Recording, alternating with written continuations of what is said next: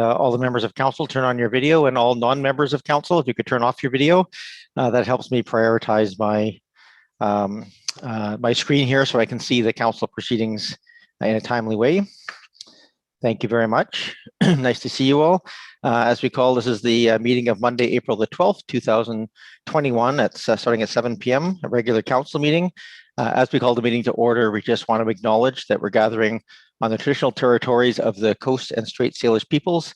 Specifically, we recognize the Lekwungen-speaking peoples known today as the Songhees and the Esquimalt First Nations, that their connections to these lands continue to this day. Up first on our agenda, item 2.1 is just approval of the agenda. Need a motion to approve. Moved. Second. Any discussion? All those in favor? Any opposed? None opposed. Thank you. We have adoptions of minutes of March 22nd. Can I get a motion? Move to adopt. Moved and seconded. Are there any changes or corrections on these minutes? Not seeing any hands. I will call the question. All those in favor? Any opposed? None opposed. Thank you very much. Mayor's remarks. I just want to comment on just a couple of very short things. First, just acknowledging Prince Philip's recent passing. You notice our flags are flying at half-mast in accordance with protocol.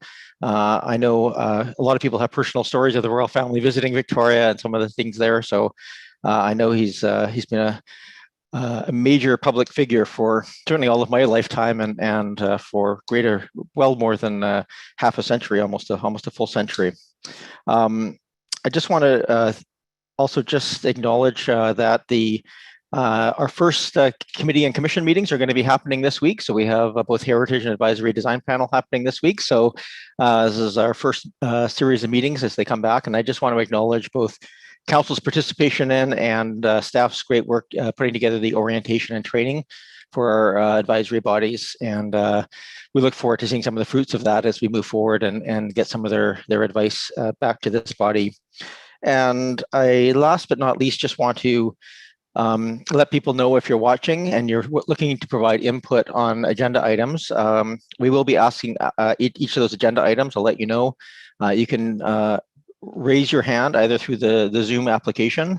If you go under reactions and click raise hand, it'll give it that option. And staff will let me know and we can let you in.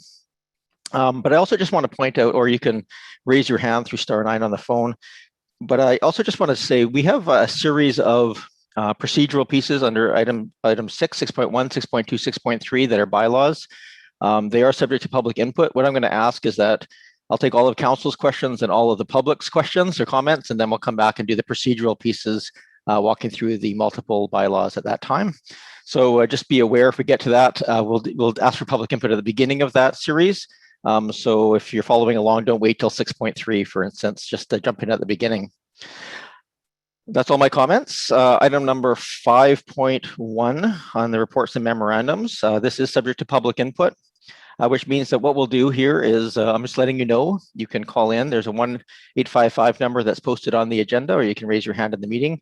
After that, I'm just going to have Director Payne do an invitation. We'll take questions from council, then I'll ask for the public input, and then we'll come back to the council for any motions and debate. So with that, I believe, Mr. Payne, you're joining us to provide a quick overview.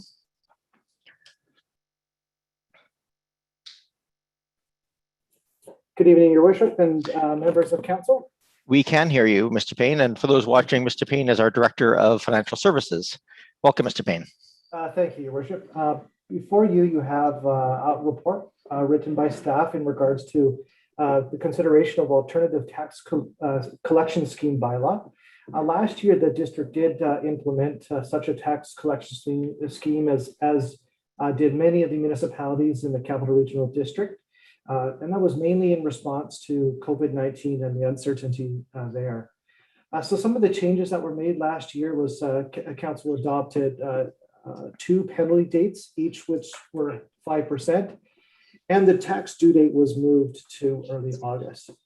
In 2021 here, it looks like there are several municipalities in the Capital Regional District that are considering implementing alternative tax schemes as well. So staff is bringing this forward for council consideration. Mainly a municipality is delegated the authority to implement different tax due dates and penalty amounts, there are some additional terms that council can vary if you wish. So staff have put together a number of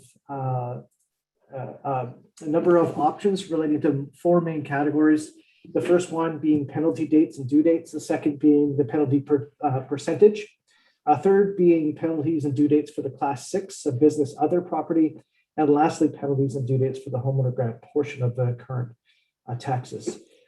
Your worship, I'm going to end the presentation there. However, I can present staff recommendation at any point should council wish. That's great, Director Payne. That's much appreciated. I think we'll just first take some any questions that council may have. Then we'll go to the public, and then we'll come back and have some discussion around some of those options.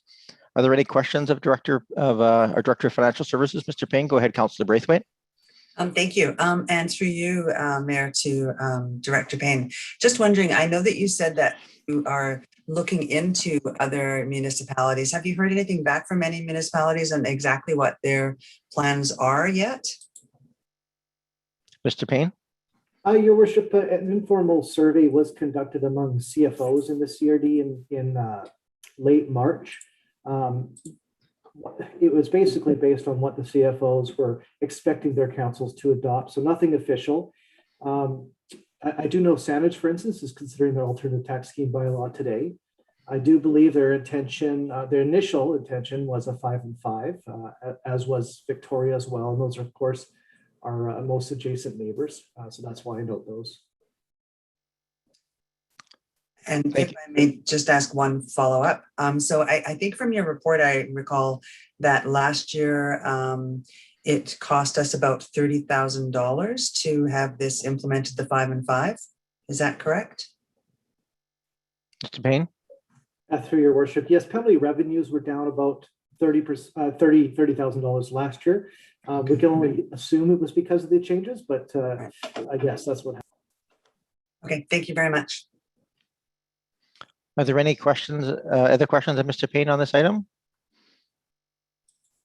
All right, we'll come to comments in a minute, but I just want to first go to Ms. Morden. Are there any members of the public that have indicated either through a raised hand or a *9 that they wish to speak? Not at this time, Your Worship. Would you like me to put the number up again? You can certainly put the number up again. Sure. I'm going to just adjust my screen once you do that so I can see the members of council here.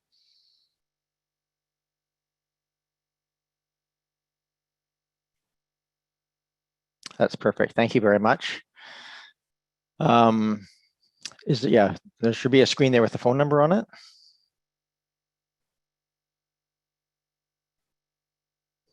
We'll come back to that. For those looking for the phone number, it is available. It is on the agenda package. It's the 1-855 number at the top. But of course, if you're joining us by Zoom, you can also raise your hand within the application. So just in the interest of giving people a chance to have that opportunity, I'm just going to wait a moment here. Ms. Morden, is there anybody who's indicated?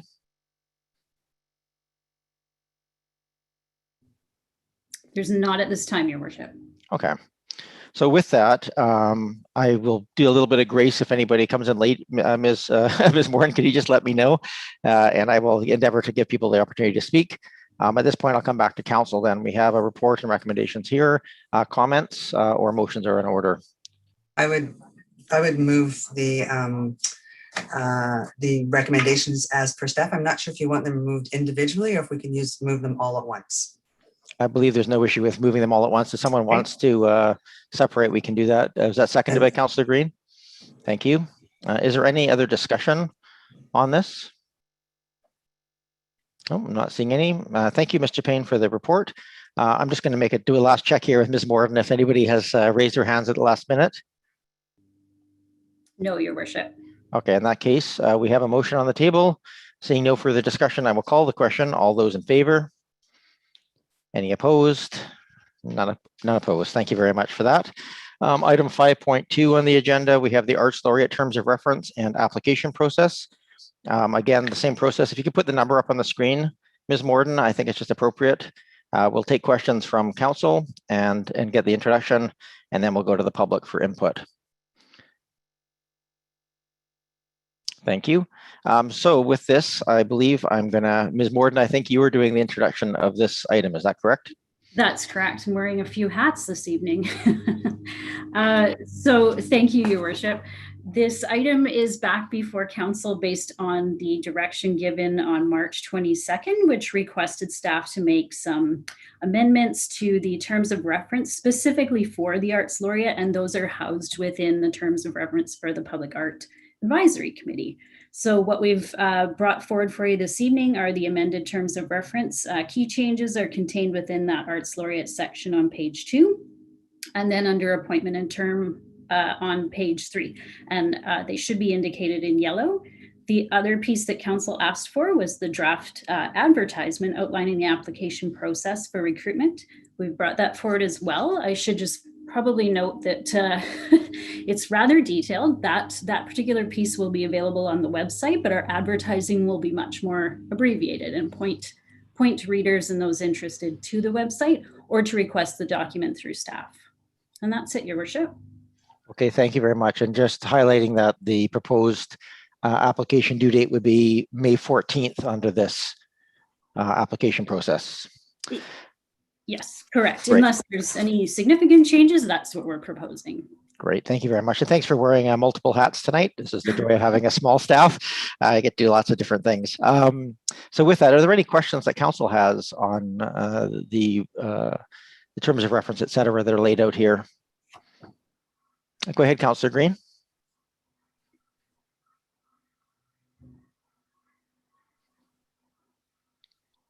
Oh, you're unmuted, but we can't hear you. Is there a...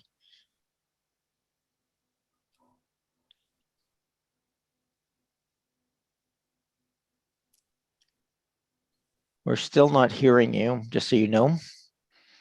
Your mute button is off on the screen, so it may be a... your computer may be linked to another external device. Is that possible? You'll come back. Okay, I'll give you a chance to ask questions in a bit. Are there any other questions of council for staff? Or I'm happy to go to the public at this point. Go ahead, Esther. Councillor Batters. I slip into informalities too easily.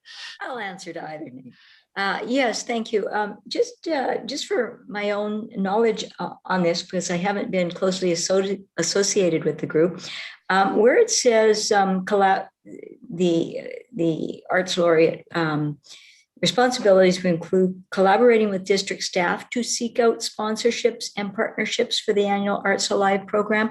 I am just wondering for the Arts Laureate position, how much independence is there of the person to go out and initiate some of this sponsorship independently before collaborating with staff, or does it work harmoniously as they work through the process? Sure. Ms. Morden, are you able to answer that question? Thanks, Your Worship. I think I can speak for Mr. Meikle in that they are looking to bring that relate. Well, they're looking to work a lot closer with the Arts Laureate in that role. So that's certainly the goal moving forward. I'm not sure how it has been. I just don't have the history there. But if that's a change or not a change, but certainly he's expressed that's their intent moving forward. I hope that helps. Thank you. Yes. And I may speak to it as well as that it's the intention there, as I understood it, is just to ensure there's no cross purposes or confusion as to what's happening, more of an informational. But I think it's also the reality is that depending on who the Arts Laureate is, some are more comfortable with going out and doing that sort of solicitation on behalf for donors than others may be. So it may be more of a support role or maybe some other flexibility required. Go ahead, Councillor Green. Can you hear me now? We can hear you perfectly now. Thank you. Okay, it was something to do with the audio. That's right. Thank you. Just a question, and I can't remember the rationale, but through you to Ms. Morden, what was the rationale for not having the Arts Laureate chair the Arts Committee? And I just can't recall the conversation and thank you. Sure. Thank you, Councillor Green. Ms. Morden? Yes, thank you, Your Worship, and through you to Councillor Green. The rationale, there was some feedback from the community and those members who had expressed possible interest in the position, that it may be a lot to ask of one volunteer to chair those meetings, and because that does involve additional preparation and responsibilities. So the recommendation on March 22nd coming from staff was we may just want to consider separating that out and not having it necessarily that they would serve as chair. However, the terms of reference have been amended in a way that that could still happen if that's were the way it were to roll out. Thank you very much for the refresh. Thanks. Thank you. Don't see any other hands up for questions at this time. So Ms. Morden, putting your other hat on, is there anybody on the that's indicated through *9 raising their hands or through the Zoom application that they wish to speak to this item? Your Worship, there have been no calls, and just scrolling through, I'm not seeing any hands up. Okay, thank you very much. I'll come back to this table. Looking for, we can have comments or motions. I'll move the recommendation from staff that we advertise for the recruitment of an Arts Laureate. Second. Moved and seconded. Any other discussion on this item? Not seeing any. Oh, go ahead, Councillor Braithwaite. Sorry, I think it would, this is probably a good time to once again thank Barb Adams, who was our Arts Laureate for so many years and has done such a great job of bringing art into Oak Bay. And we look forward to seeing who our next Art Laureate it will be. It's big shoes to fill. So, indeed. Thank you very much. Don't see any other hands up, so I'll call the question then. All those in favor? Any opposed? None opposed. That passes. Thank you very much, everyone. Your Worship, I'm sorry, may I just interrupt for one moment? I just want to make sure that the amended terms of reference were approved probably as a second motion. I took the motion. Sure, we can do it as a separate motion. I apologize. I took that as both being moved. That was the recommendation, but since it wasn't actually stated out loud, let's do that again. Councillor, would you mind just adding that portion? Sure. I'll move that the terms of reference for the Art Laureate be approved as per the staff recommendation. Thank you. Second. Moved and seconded. Thank you. Any other discussion on that? Seeing none, all those in favor? Any opposed? None opposed. Thank you, everybody. We move on from there to item 6.1, 6.2, and 6.3. What I'll do is I'm going to ask that we do an introduction of each of these three. Then I'll go to staff. Council questions can ask questions on any of the three. And then I'll go to the public for questions on all three, and then we'll go to a mover and a seconder as per protocol, and then we can have a debate on second reading, presuming there's a mover and a seconder, and those pass the first and second reading. So with that, I believe we have Mr. Haran here to introduce the first item of Streets and Traffic Bylaw 4100, 2000 Amendment Bylaw 4778. Yes, thank you, Your Worship. Actually, we're here as a team tonight. I have Mr. Rennick as well, who will be introducing this topic, please. Okay, thank you very much. Welcome, Mr. Rennick. Thank you, Mayor. Good evening, Mayor and Council. The bylaw that is being introduced tonight has been referred to this council by Committee of the Whole on January the 18th. It was a few minor amendments to the Streets and Traffic Bylaw, basically sharing some of council's authority with the Director of Engineering and Public Works. Council referred, I beg your pardon, Committee of the Whole referred this to council in January, and now it is being brought before the council. Great, thank you very much. So we'll come back to that one in a moment. Can we just do an introduction of the Public Sewer Bylaw, item number 6.2 as well? Yes, thank you, Your Worship. The amendments that are being brought forward to the Public Sewer Bylaw, one of them is bringing forward prior council direction that houses in the uplands, when the upland sewers are separated, should not be required to separate their sewers until they undertake a renovation worth at least $100,000 or they build a new house. And that was directed by council in 2015, and it just had not been brought forward yet because the Uplands project hasn't happened yet. There are two other amendments that staff is bringing forward, just basically to bring the bylaw more in line with staff practice. Okay, thank you, Mr. Rennick. And if I could just give a quick overview of item number 6.3, the reserve bylaw amendment, and that may be a Mr. Payne quick overview. Yes, thank you, Your Worship. Council may recall that in early 2020, many of the district's reserve bylaws were retired and consolidated into the consolidated reserve bylaw. There was one technical error in that consolidated bylaw, as well as one clerical error. This amendment corrects both. Thank you, Your Worship. Okay, thank you very much, Mr. Payne. So with that, I'll take, we can have questions on all three, if there's any that, but I'll step through them in order just so we can have some clarity of the conversation. Are there any questions of staff on item number 6.1, the streets and traffic bylaw amendments? Go ahead, Councillor Braithwaite. Thank you, Mayor. Just a clarification, and I believe I asked this last time when we were discussing this, and that's just to ensure that if there is an area where a resident would like to appeal, there is a proper appeal process that a resident could come through council. And I just want to make sure that that's understood. Sure. Mr. Rennick. Yes, thank you, Mayor. Through you to council. Any order that is made by the Director of Engineering and Public Works is still subject to council's review. Council ultimately is, you're the ones in charge here. Thank you.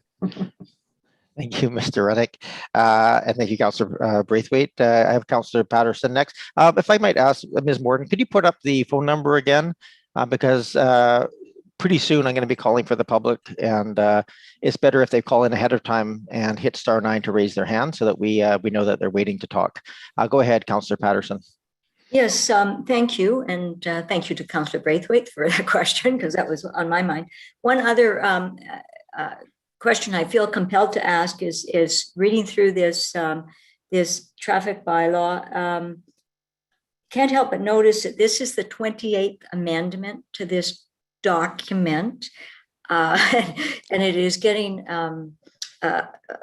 well, it's getting a little stale dated on a lot of the terminology, and there's been some changes, I think, that haven't been incorporated yet. So I'm just wondering if there will be consideration for staff bringing forward some review of this, and we might perhaps consider, in fact, repealing this bylaw and putting in a new bylaw that is perhaps more, the language is more timely for just standards of streets and traffic bylaws presently.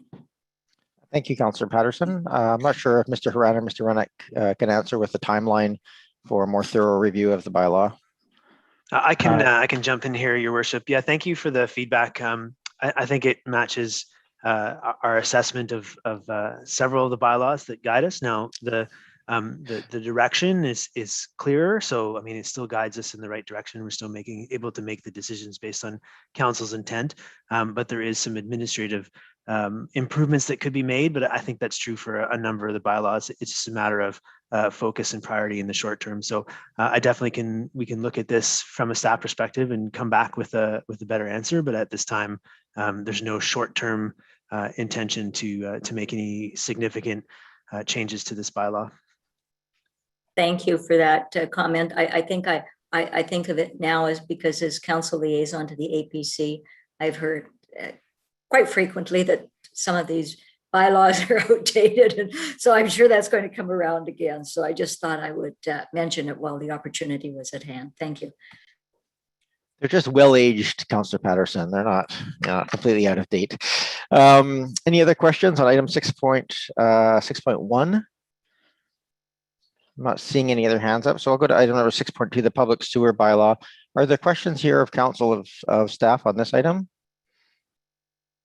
I don't know if it's part of the bylaw. I have a question through me to staff, which is just to, in that prior council direction, about not requiring hookups, but there was at that time talk of a incentive program to incent people to hook up their houses at the time that the work was going in. Obviously, the cost complexity of adding a lateral at the time of installation is considerably lower than it is after the fact when things are already dug up. So is that something that forms part of the bylaw, or is that something that would just form as part of a policy piece attached as we move forward? I'll take this one, Your Worship. I think the intent there is already captured in the bylaw and how we do how we apply the bylaw in practice right now. So essentially, the public sewer bylaw allows us to, if we know we're going into a certain street, city, district block to upgrade mains, in advance, we'll poll the neighborhood to say, do you want to upgrade your laterals, for example, and then in doing that, if they say yes, then they get half off of the normal cost for doing that upgrades. So the incentive program for the uplands is, if anybody who has done the separated their combined sewers in the uplands up until the time the project starts, the final connection to the mains will be covered as part of the project costs. Whereas if they haven't separated combined sewers and the project's done, then in the future, the resident there will bear the full cost of connection of both laterals to the new sewer. So that's the incentive program around connections to the laterals. And that's currently our practice and currently captured in the bylaw. Thank you for that clarification. I have questions from Councillor Appleton and then Councillor Patterson. Thank you, Your Worship. I'm not sure actually whether this is a question for staff or whether it's more directly a question for those members of council who were on council at the time. But I'm curious about the process that arrived at the approach for the exemption for homes in the uplands, in that basically that the separation will only be required under new home construction or renovations to the permitted value of at least $100,000. When you're crossing fingers, the upland sewer separation happens. That significant undertaking will be done primarily for the purposes of reducing our flows, unnecessary flows to the sewage treatment facility, and reducing the costs for the district.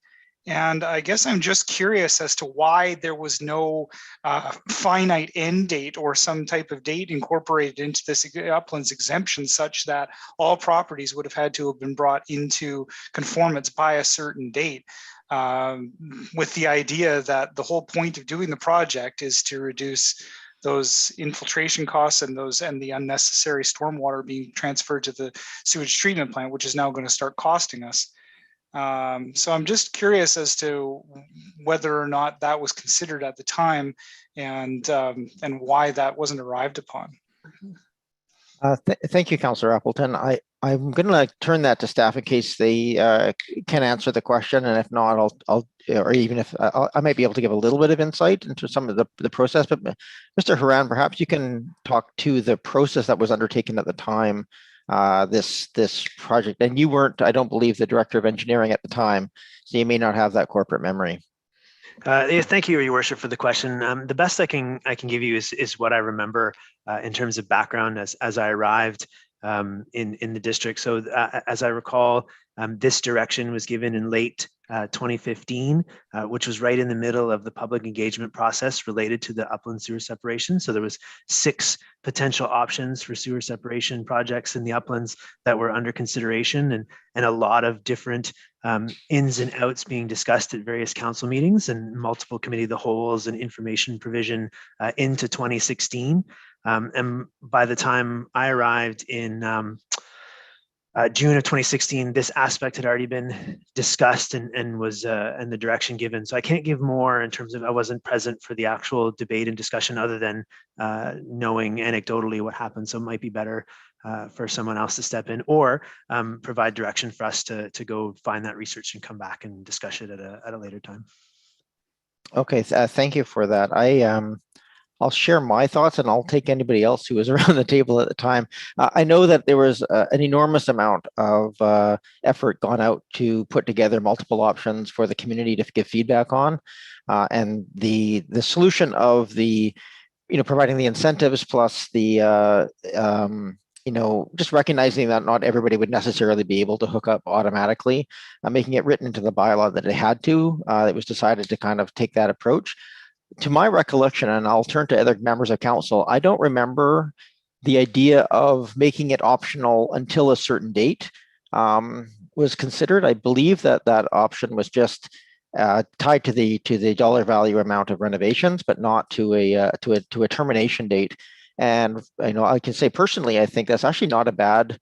I'd like to think about that a little bit more probably, but it's probably not a bad way to incent so that you could give an end date. And I believe the current, maybe Mr. Horan could share with us the date of the absolute requirement from the province at this point of when the sewage separation has to be completed. Thank you, Your Worship. So a couple of things that I was going to just come back to answer on this question. So let's see, make sure I don't lose track of the different, make sure I answer the questions you've asked. So the first one is, I just wanted to point out that the current public sewer bylaw has a guideline around 1 year after the district provides a sewer is the requirement for the community to connect to it, or each individual residence that can be serviced by that sewer. That's where that time limit arrives. So that's the first part I just wanted to clarify. And this public sewer bylaw would change that to allow for some flexibility in terms of the upland sewer separation project. And I think that was the focus of a lot of the discussions in 2015 around timelines. Now, since then, there's two things that have to happen with the upland sewer separation, two purposes for the project. Number one is reduction of combined sewer overflows. So that means if you have a separated combined sewers in the uplands, that means you don't have the overflows that the combined sewer and stormwater that go into Cadborough Bay. And that's that's regulatory required for the municipal wastewater regulation. The second benefit to doing this project is it will significantly reduce the amount of additional flows in the sanitary sewer system. So that's reduction of inflow and infiltration and reduction of the flows that make it to the wastewater treatment plant, and there are limits to how much flows can go. And those targets are meant to be hit by 2030. So 2030 is when the Core Area Liquid Waste Management Plan has inflow and infiltration targets that are critical for each municipality to meet. And uplands is fundamental and central to the district's goals to try to achieve those aims. And that's why we're heading in that direction. Thank you, Mr. Horan. Can I just seek clarification then? So the current bylaw as is written in front of us doesn't include anything making a requirement to be connected by 2030 at this point. Is that correct? But it does essentially, I'll just leave it that question. Yes, Your Worship, the current bylaw, what it says is just in general, if a residence is not serviced does not have a sewer that it can connect to, but the district through its own means installs a sewer, then the homeowners have within a year after the sewer is installed to connect to it. That's what the current bylaw says. But is sewer stormwater as well? Yes, both. Okay. So the issue is not so much. So we have the combined sewers in the uplands. I hate to make full statements, but I can't think of anybody who's not serviced by sanitary sewer, but there are places that are not serviced by storm sewer within the district, not just in the uplands. So that's where that bylaw kicks in. Great, thank you very much. Anything else, Councillor Appleton?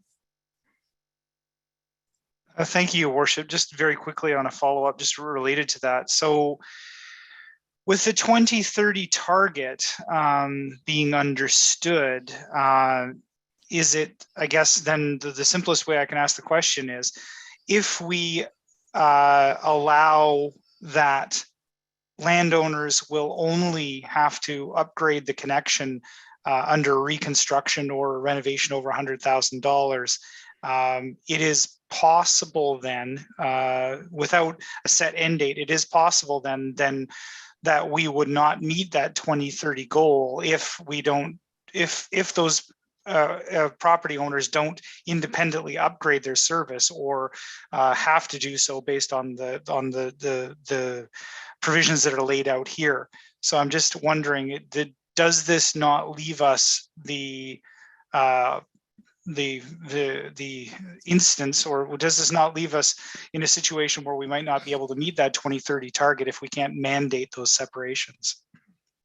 Thank you, Councillor Appleton. Mr. Haran? Yes, thank you, Your Worship. We are currently waiting on the province's feedback on our proposed Amendment 12 to the Quarry Liquid Waste Management Plan. And Council will recall that this was discussed at the council meeting in late 2019, December 2019, talking about our update that we provided to the province around the feedback that was required in terms of the proposed amendment to the Quarry Liquid Waste Management Plan. And some of the issues that required feedback were timelines. So the initial 2016 council direction around here's what the plan is going to be for the uplands and the timelines talked about 2027 to do the Humber catchment and 2047 to do the Rutland catchment of the upland sewer separation. And both of those was the timelines, amongst a bunch of other things that the province was asking for, was central to the feedback that was required in terms of evaluating the amendment. So we're still waiting on the province's ultimate answer there. I think there is a concern because the commitments made under the Quarry Liquid Waste Management Plan were earlier in I can't call specifically when they were made, but they were certainly a few years before 2015, 2016. And the acceleration in terms of the increases in funding available for sewer and storm rehabilitation, infrastructure rehabilitation in the last few years, those are all very positive and much needed changes to what's happening in Oak Bay, but there's a lag between when the decisions are made and when the impacts can be seen in terms of reduction of inflow and infiltration and improvement on the performance of the system. So there will be a time in the short future when we have to, as a district, assess how well we're going to meet those targets and what the impacts are going to be from a strategic perspective. And part of that will be once we hear the answer on the Investing in Infrastructure Canada program grant around the uplands, that answer is fundamental, is the thing we're waiting for right now before we decide, before staff brings a report back to say, this is what we think it means, and this is the strategic recommendation about what to do next on this issue. Thank you, Mr. Haran. Is that clear enough, Councillor Appleton? I believe so. So then just to conclude, I understand that the amendment in front of us today is consistent with council direction at the time, and so that all makes sense.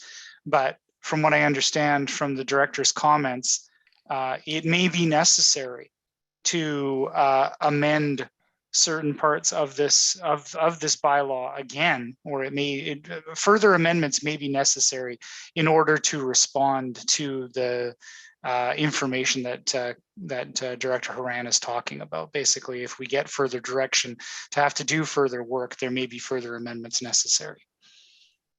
I think that's a fair statement, is it not, Mr. Haran?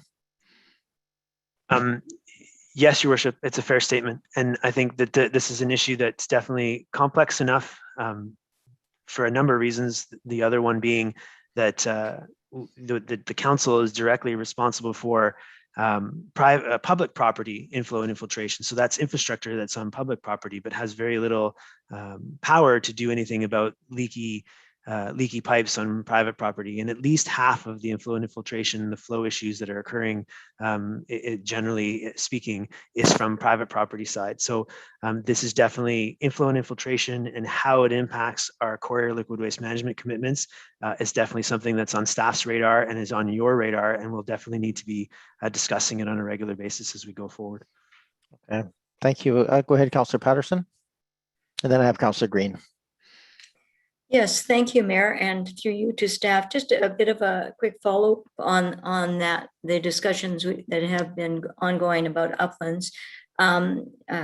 If staff could perhaps help me understand then, for constructions that are new builds now, or where construction is underway, does the planning for the future installation allow people that are residents who are doing construction now to provisionally do any preliminary installation in advance in anticipation of that? Or would it mean that they have to go back and then install at a later date? Or is that, or do we have some future opportunities that are ongoing now?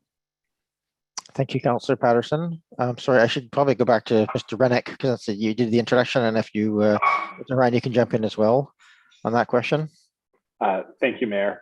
Through you to Council, if a person is to build a new house in the uplands today, because we know that this separation is coming, staff is directing them to construct 2 separate laterals leaving their property, one for their sanitary sewer and one for their storm drain.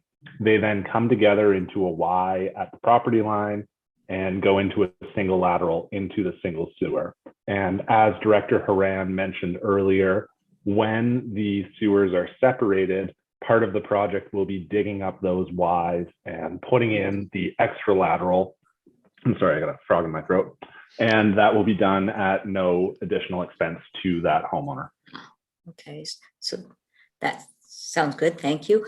Now, just a couple of questions I have about other parts of the bylaw changes.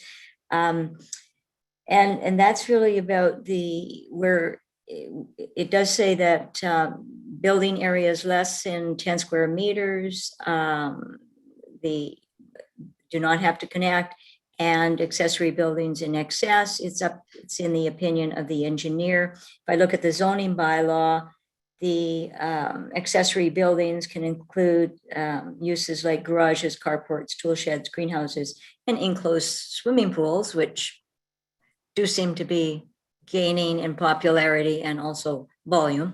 So I'm just wondering too, how we determine, how the engineering department determines that the roof drainage will or will not be a nuisance to neighboring properties. Is there some technical calculation that of the estimated volume of water that will come off of a roof system? Sure, I'll take that to Mr. Rennick.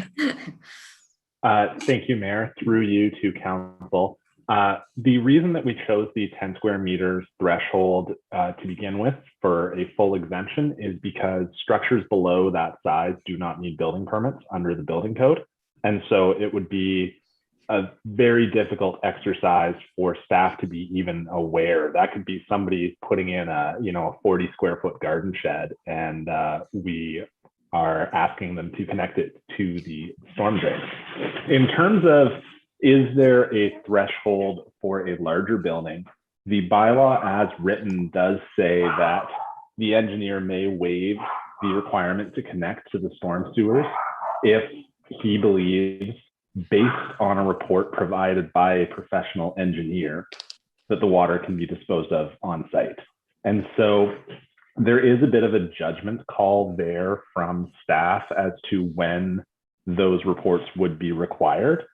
But generally speaking, if it's a greenhouse, a small greenhouse, we would waive it. If it's a large swimming pool, we would ask their engineer to provide a report and comment on it.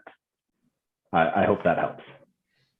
That is very helpful. Thank you, Mayor, on that one. And I don't have a dog, so it's not my dog barking. So I just thought I'd throw that out there. Thank you, Councillor Patterson. That is, I think that's all of one last question. It does, in the way this is written, it implies, of course, that the district restricts, supervises, whatever, work to install or repair or remediate the laterals. And so on that, because the cost is borne by residents, I'm wondering about what is our schedule of revisiting those costs? Is that something that is adjusted annually because of labor costs? Is it something that is done in comparison to other costs throughout the CRD? How do we determine the pricing for that? And at what schedule are they revisited? Thank you, Councillor Patterson. There aren't changes to that impact, I don't think, in this bylaw, but this is a clarification of the bylaw as it stands. Thank you. Just so people are wondering what the changes have been. Mr. Rennick. Thank you, Mayor. Through you to Council. The last time that the bylaw fees were adjusted was in March 2017. And that at that time, some of the other fixed fee bylaws, such as driveway access and water rates, were also adjusted. I believe that there has been direction to do periodic reviews of these rates, but Director Haran can step in and correct me if there is an actual schedule. And also, I would like to apologize for the dog noise that came from my end. It just as likely come from my end, so don't worry. Mr. Haran, is there anything you wish to add? Yes, thank you, Worship. I was going to make a joke about having just a broader team, including the dogs. But the answer is so the direction was to periodically revisit the Schedule A, I believe it is, of the public sewer bylaw. In other words, the cost of the sewer connections, like the service connections. And at the time, I think we anticipated needing to come back every year to have them updated or modified, but we haven't needed to do it. But what we do perform every year is analysis to make sure that the costs still cover, in terms of it's meant to be complete cost recovery. So the 1 day fee is a crew day, and every year at year end, when we count, we do the financial parts of how many services did we do, what were the costs and the over unders and so on. That's when we assess, is it still appropriate? And so every year in December, January, we relook at those numbers and make sure, is it still effective cost recovery? And every year since 2017, the answer has been yes. And we do have a close eye on that, so that if we start noticing that the costs are escalating so that it's no longer cost recovery, we'll come back with a report to council and a request to amend the fees appropriately. Thank you. Great, thank you very much. Councillor Green, go ahead. Yes, thank you, Mayor, and through you to Mr. Horan or Mr. Rennick. I just wanted to, just a question of clarification, and I think I know what the answer is, but with all of the work that is being done in the uplands, and once all the new systems are in place, I'm assuming that uplands residents, though, will be, like every other resident in Oak Bay, responsible for the maintenance, regular maintenance of their laterals to the property line. Is that correct? Thank you. Mr. Rennick? Through you, Mayor, to Council, yes, that is correct. Okay, thank you very much. I don't see any other questions on this item 6.2, so we'll go to 6.3 for the reserves funds bylaw for any questions. I'm just going to remind the public that if you have any questions or comments on item 6.1, 6.2, or 6.3, we'll come to you very shortly. This would be a good time to raise your hand, either by hitting *9 if you're dialing in, or hitting the raise hand option on the under the reactions tab in the Zoom meeting. You'll see an option there to raise your hand. So there's either of those two options. Will let us know that you want to speak, and we'll go to you at the end of the 6.3 overview or council question process. So with that, are there any questions of council to Mr. Payne on the reserve funds bylaw? I see none. So at this point, I will ask the public. Oh, go ahead, Councillor Braithwaite. Sorry, just a clarification, Mayor, if I could, through you, that there would always have to be council approval for any withdrawal from either of these funds. Is that correct? Mr. Payne? Yes, Your Worship. Council approval would come in the form of the financial plan bylaw.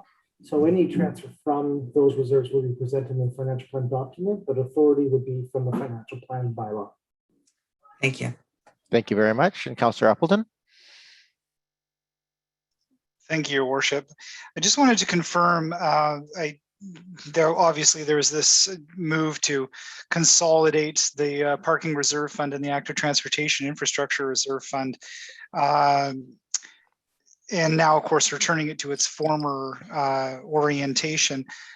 I guess what I would seek to confirm is that the Village Parking Reserve Fund, because of the changes that have been made to the, I guess, the ability of use of funds or of reserve funds, that despite it being allocated or despite it being titled and funded through despite it being titled a parking reserve fund, this is funds that were contributed to the district either for the provision of parking or the provision of alternative transportation infrastructure. So just confirming that despite the split back into the two former titles, for want of a better word, that the parking reserve fund under the guidelines currently in place, that those funds could also be used not exclusively for automobile parking, but also for alternative transportation projects. Thank you, Councillor Appleton. I'll go to Mr. Payne in terms of what the restrictions are on those two reserves. Yes, Your Worship, and it's a good question. The Local Government Act really requires that if you receive funds and you establish a reserve, one for off-street parking and one for alternative infrastructure, transportation infrastructure, that you have those two funds separated. And so since the funds were deposited to the Village Parking Reserve originally, that's why they're being deconsolidated and the amounts are being restored to those amounts. Now, in terms of whether or not we could use funds from one reserve for the other, I believe it is possible. Would require a bit of research, but I believe it is possible, and it would require us to transfer funds pursuant to the process in the community charter, which likely would have to be by virtue of a bylaw adoption or a financial plan bylaw adoption that transfers funds from one to the other. So there's a public process for that transferring of the funds. I think ultimately the answer to your question is probably yes, but there would be a public process for those funds to be transferred. Thank you, Mr. Payne. I don't see any other. Oh, go ahead, Councillor Appleton. You had to follow up. Thank you, Your Worship. Thank you. So I don't see any other hands up for questions from council. So I'm just going to now go to Ms. Morden. Has anybody from the public called in and hit *9 to raise their hands or raise their hands through the Zoom application, Ms. Morden? Your Worship, there are no additional calls in the queue, and just looking through, I don't see any hands up. Okay, thank you very much. I'm not so surprised. It's not often we get lots of public input on our bylaw amendments, but it's important that we make that opportunity available for people to let us know.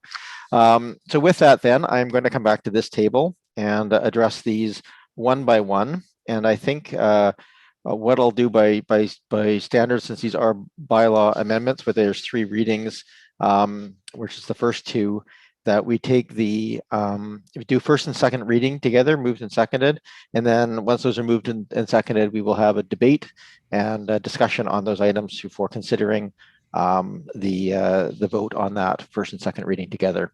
So could I get someone to move first and second reading of the item 6.1? I'll move. Can I just get it read out loud just so that we have the full thing spoken, just if anybody's just listening? Yeah, I have it right here, Corinne, if you'd rather. Oh, okay, you go ahead, Hazel. Thank you. I move that the Streets and Traffic Bylaw 4100 2000 Amendment Bylaw 4778 2021 be given the first 2 readings. Thank you. Is there a seconder? Seconded. Thank you very much. The motion is now live. So is there a discussion on this item? Don't see any. All right, I will call the question then. All those in favor? Any opposed? No. Councillor Appleton? Oh, okay. Just a little late in the hand up. That's fine. So it's first and second have passed. And just if we get a third reading. I move that for the third time that the Streets and Traffic Bylaw 4100 2000 Amendment Bylaw 4778 2021 be given the third reading. Thank you, and seconded. We don't usually do discussions on third reading, but I'll take it if anybody wishes. Not seeing any. All those in favor? Any opposed? None opposed. That passes. That will come back for consideration of adoption at a future meeting. We move to item number 6.2. If we could follow the same process for clarity. I move that the Public Sewer Bylaw number 3891 1996, Amendment Bylaw number 4779 2021 be given the first two readings. Second. Moved and seconded. Thank you very much. Before we get to discussion on this, I thought there was some discussion at the table earlier about, would this come back as we move farther into the sewage separation process? If that's the will of council, I just want to get clarification from staff. Would we complete this process, but also have a motion arising to ask that this come back in, say, a year's time or something to that effect? So to ensure that it doesn't sort of get dropped as we move things forward. I'll just turn to probably Mr. Haran on that question. Thank you, Worship. Just to clarify that I understand the question, are you saying that does council need to give further direction at this time to ensure that we come back to speak to the issue again? Is that I just want to make sure I understand the question.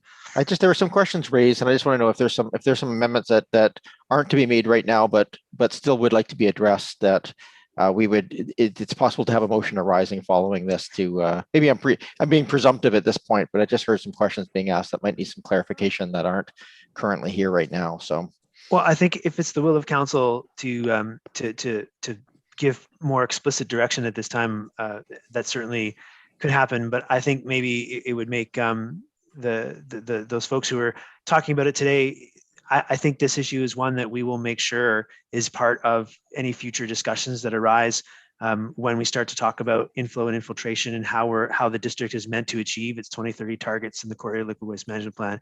And I think that revisiting this particular direction might be one tool that could be looked at. So I think it's going to come up again based on as soon as the Investing in Canada infrastructure program grants are announced sometime here in spring 2021, immediately, whether we win the grant or not, we'll need to have a frank discussion about what does it mean for our targets, and is there other things that council needs to direct staff to do to start trying to make sure that we get there. Right. Thank you so much. And I shouldn't have presumed anything, but I just heard the conversation. I was just thinking of the appropriate process. So I see Councillor Patterson with your hand up. Yes, Mayor, and thank you. Through you to staff, just again with the accessory buildings where the engineer makes the determination that the roof drainage will not cause a nuisance to neighboring properties and therefore does not have to connect. If the neighboring property disagrees or does experience a problem, what recourse do they have after this, if the permission is already granted? Thank you, Councillor Patterson. Mr. Rennick. Thank you, Mayor. Through you to council, I believe that would become a private matter between the two parties, but I'm not 100% sure of the answer to that. Mr. Haran, do you have any additional details? No, in fact, you have me stumped as well. I'm happy to go back and put some thought into it and come back with an answer with a little bit of time to consider the ins and outs. Thank you. Thank you. Are there any other questions or comments on the motion as it stands? Not seeing any, so I'm going to call the question. All those in favor? Any opposed? None opposed. Thank you. Can we get a reading of the third reading? I move third reading that the public sewer bylaw number 3891 1996, amendment bylaw number 4779 2021. Be given third reading. That's right. Okay, and I have a seconder for that. Can I get a hand up? Okay, thank you. Any other discussion? Not usually done on third reading, but always give the chance. Seeing none, all those in favor? Any opposed? None opposed. Thank you very much. That passes. And I appreciate Mr. Horan, your comments about following up as we deal with as we hopefully get the grant. But no matter what, coming back to this table with some decisions to make once that happens. Item number last on this list is 6.3. If I can get first and second reading. I think it's just to be adopted, is it not? Oh, sorry, it's adoption. You're correct. I've already done. I move that the reserve funds bylaw number 4747 2020 amendment bylaw number 4780 2021 be adopted. Second. Thank you. Moved and seconded. Again, we don't normally debate on adoptions, but I always give the opportunity if there's something arising. I'm not seeing any. All those in favor? Any opposed? None opposed. Thank you very much. Is there any new business from members of council? None arising. So we will move on to item number 8.1, the District of Saanich. And this is really, it's the letter from the District of Saanich to us. They've made a decision on how they're going to move forward with an application to the province for a pilot study. I think I'll just hand this over to Ms. Varela, I think is on the line with us.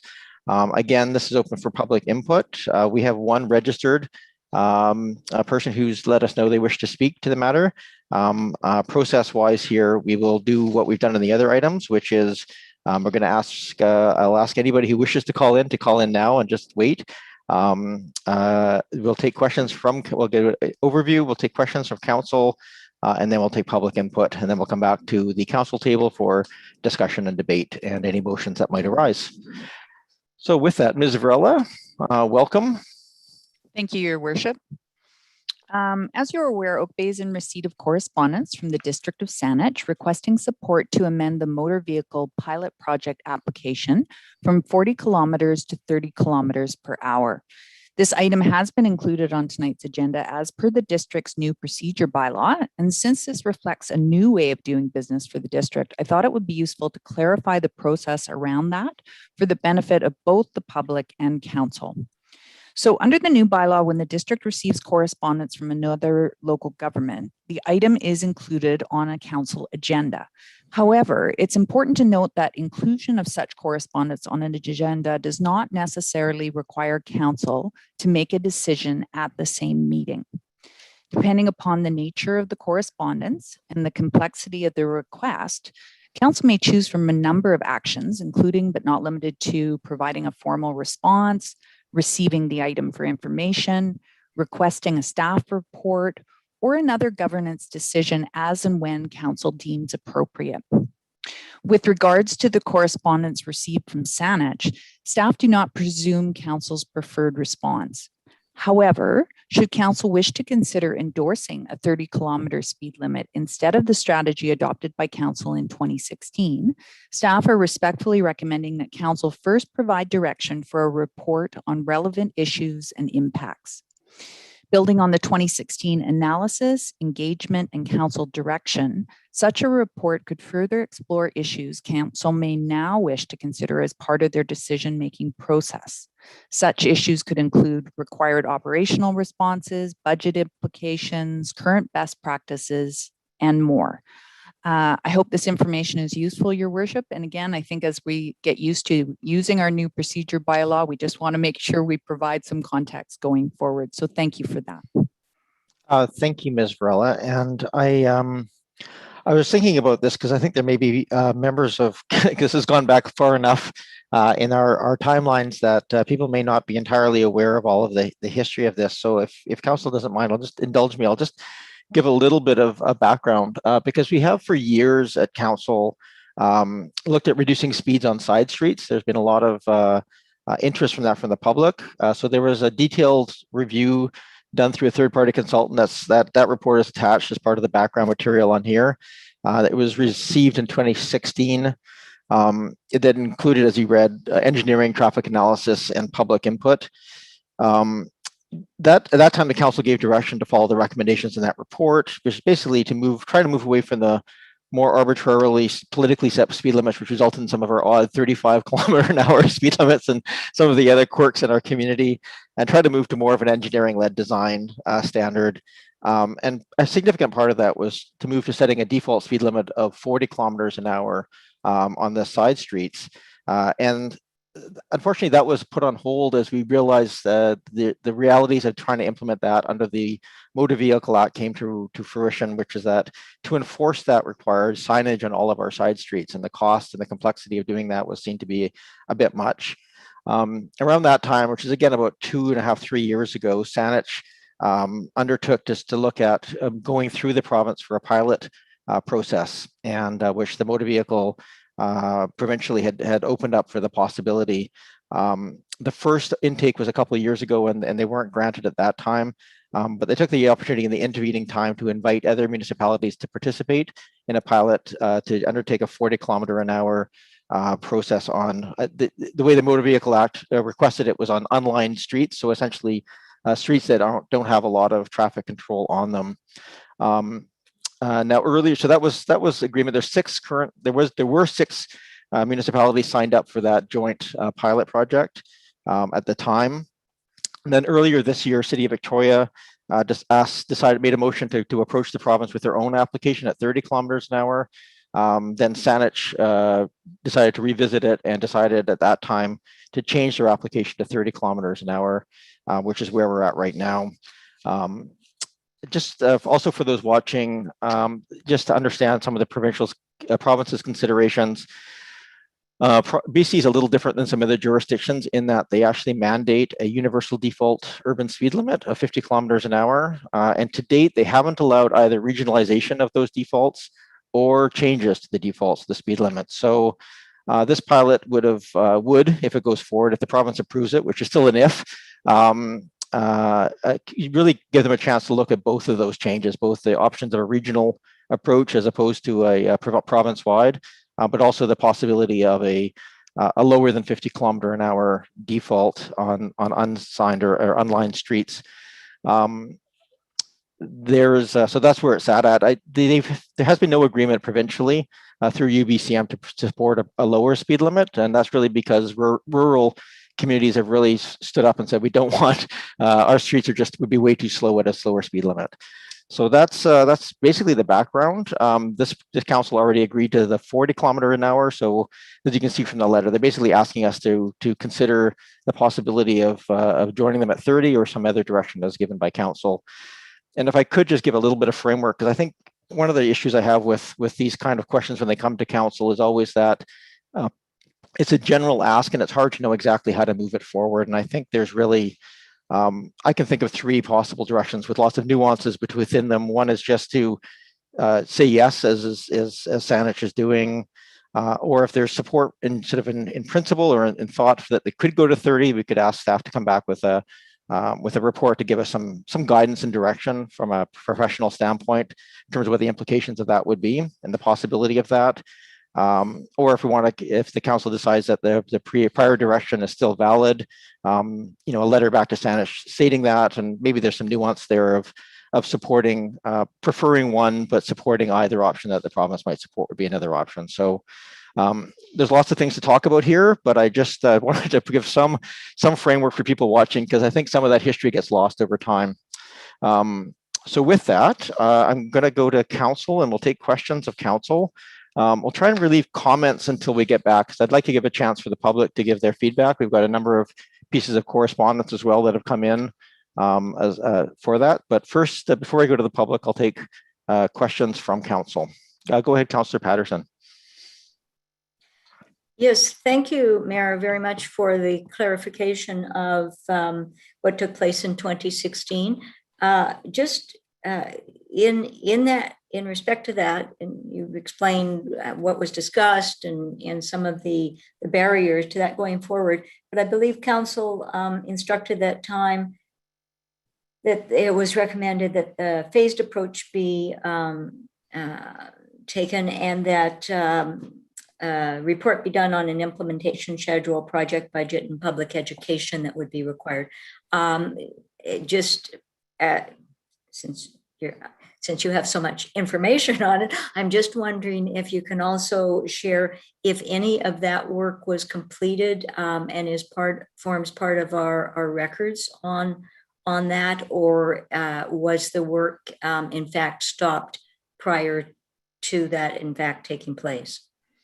Good question, Council President. I'm not 100% sure. My recollection is that the realities of enforcement being so difficult, unless we signed everything, put us in a bit of a holding pattern. And then Saanich's idea came along, and we decided to kind of ride along with that. But Mr. Haran, did we undertake any of that other work to this point? Yes, we did, Your Worship. So a couple things that we did immediately, taking that direction from council, we continued to apply. So there's a number of aspects to that direction that was given in 2016. The first one is using the Transportation Association of Canada warrant procedure to kind of to assess speed limit changes and requests, and we continued to do that and did that quite successfully. And we've done that up to that point and since. The other aspects involved carrying on. So we did do some planning to try to figure out how to make it happen, like in terms of implementation. So we did enough work to understand that a blanket speed limit idea was not doable just by ourselves. So it was going to require a much more extensive plan to try to implement it. And then, so that's what we reported in the strategic priorities sessions in 2017 and said, the immediate practical benefits of making the decision in 2016 about the speed limits have already been felt, and staff can continue to use those procedures to create efficiencies and to make good decisions about what's happening in the streets. But that implementation and finalizing is something that was deferred in 2017 until staff could address the council's strategic priorities at the time. And then 2 years later, with the new council mandate and then the talk of the MVA pilot study, we realized, oh, this is an opportunity now to team up with some other municipalities that are better resourced than we are to achieve, to work together, but then to achieve council strategic aims around speed limits as decided in 2016. And that's where we are now. Thank you, Mr. Haran. That's sufficient, Councillor Patterson. Thank you, Councillor Ney. Yeah, thank you, Mr. Mayor. Through you, Mayor, to staff. Ms. Varela, thank you very much or Mr. Haran, for providing the report from 2016. It was good to be reminded of what happened then. It's some time ago now. And so, Ms. Varela, I just want to ask you about what I've understood you to say just now, that if it was the will of council to move forward that one of the options would be to ask staff for a report around best practices, operations, and budget, etc. I'm just wondering about that. I mean, we have to see where council wants to go on that, but in terms of a report, I mean, what's being asked is for us to participate in the. I think what you're asking is that we make an informed decision. And it's hard to not argue with that.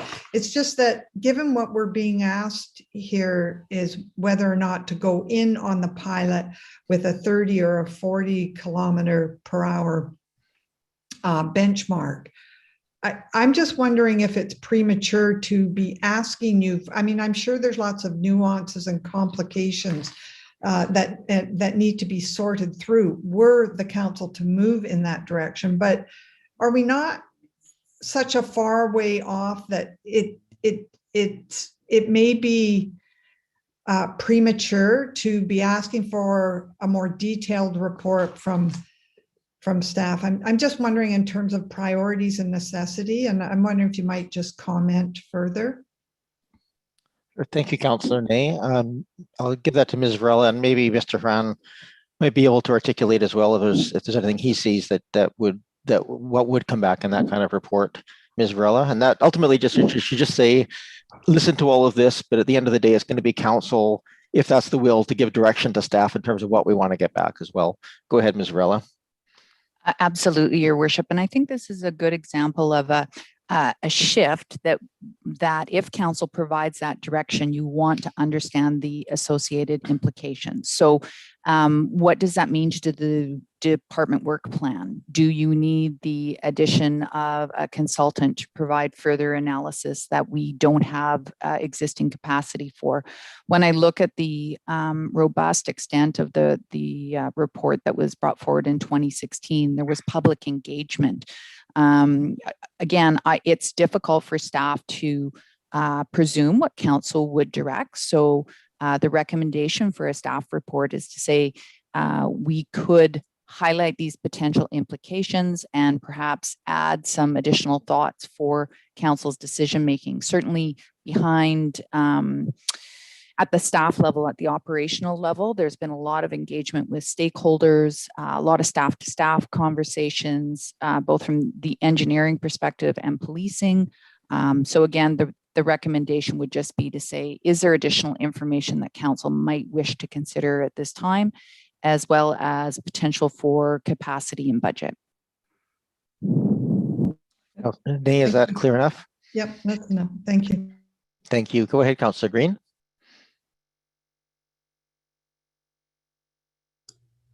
Yes, thank you, Mayor. And I'm just asking a question generally. It's not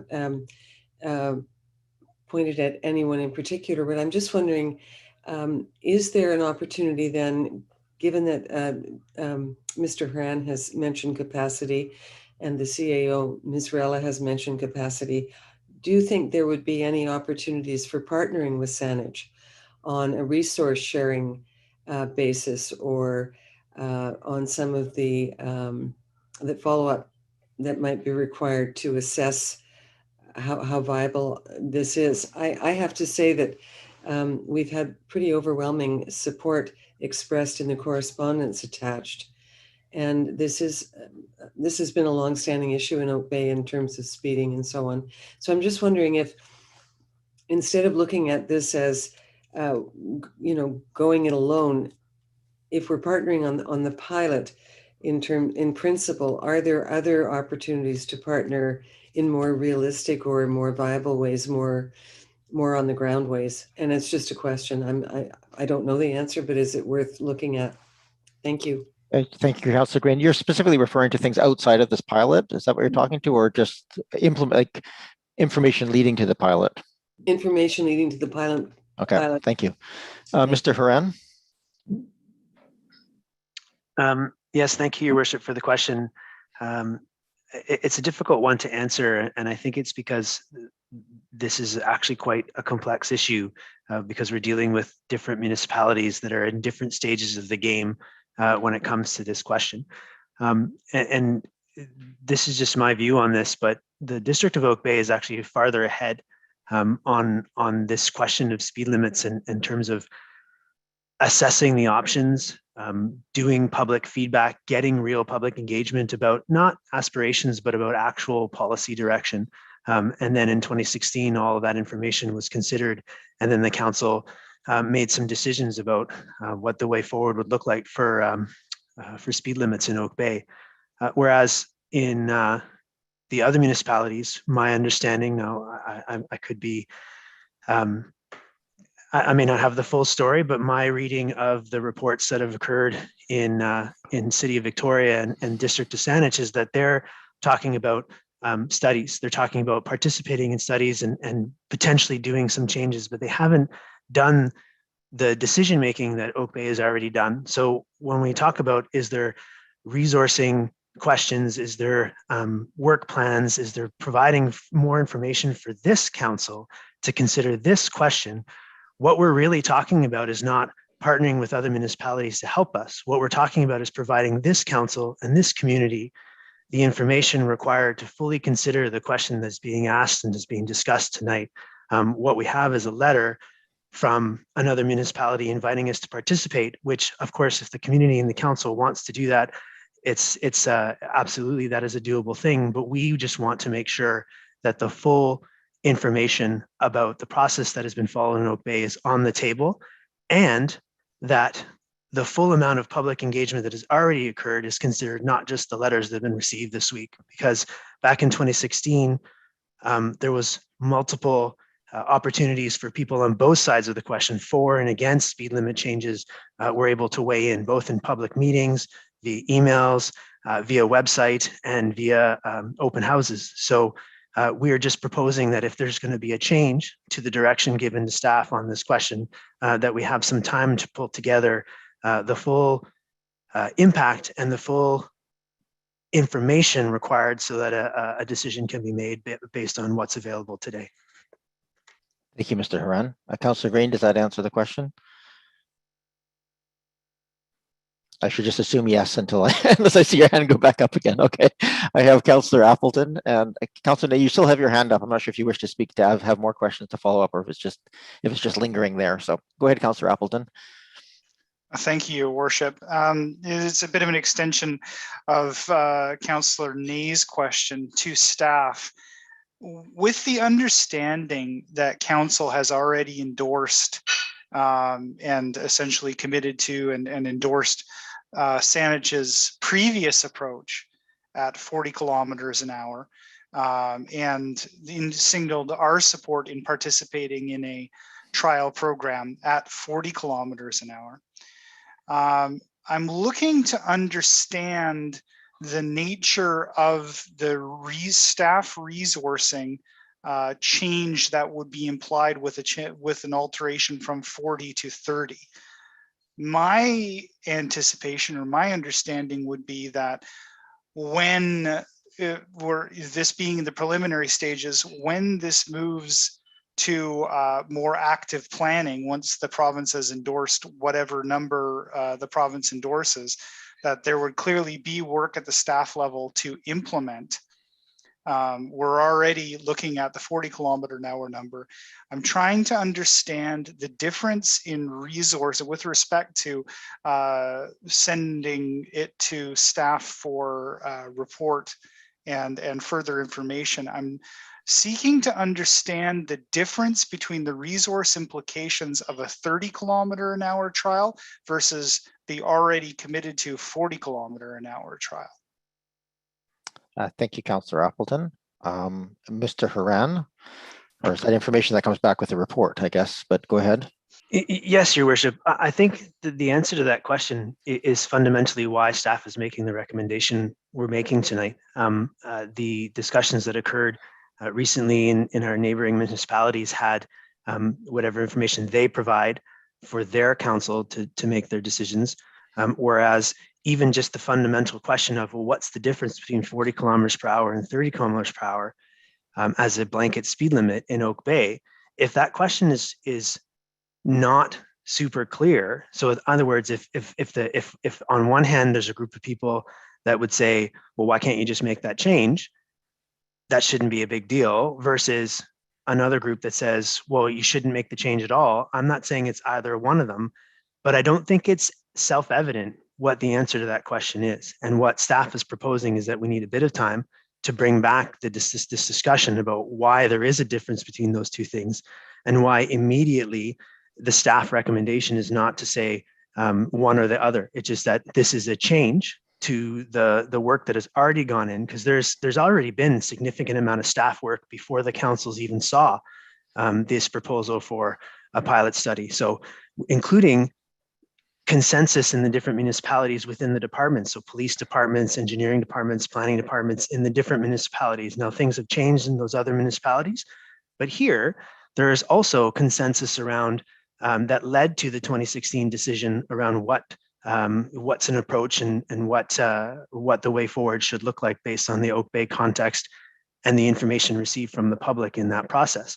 So for us to provide complete professional advice on the question that's at hand at the moment, we need a bit more time to pull that together so that questions like these ones can be answered in full with proper preparation from the staff perspective. Thank you, Mr. Haran. Anything else? Follow up, Councillor Appleton? Thank you, Your Worship. I appreciate the director's comments.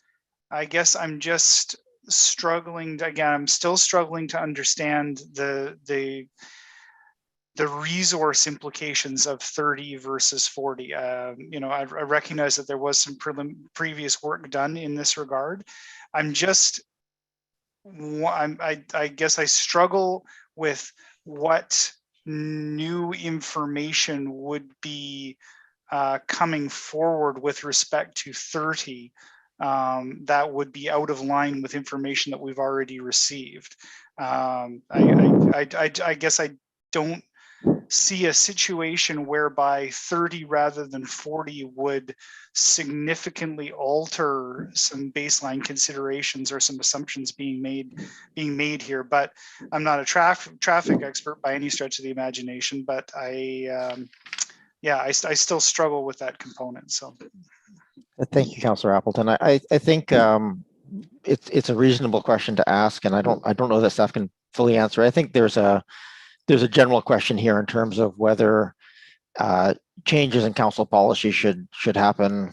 How much staff input do we desire to have when making changes to council direction, and how much in this case is that a significant enough change in direction to warrant additional guidance and information from staff, and that's going to be ultimately up to what the council wishes to do tonight. Councillor Braithwaite. Thank you, Mayor, and thank you, Mr. Horan, for your comments. You know, I went back and I read this whole report, and I mean, there's the thing is that we actually have a report that we commissioned in 2016, and I think what I see is the difference between Victoria and Saanich right now is they don't really have reports that staff have put together to support this 30-kilometer proposal going forward. From what I understand, and I could be wrong, so someone please correct me if I'm incorrect, but it looks more like this was started by, or this was initiated by council and not by anything from a staff report.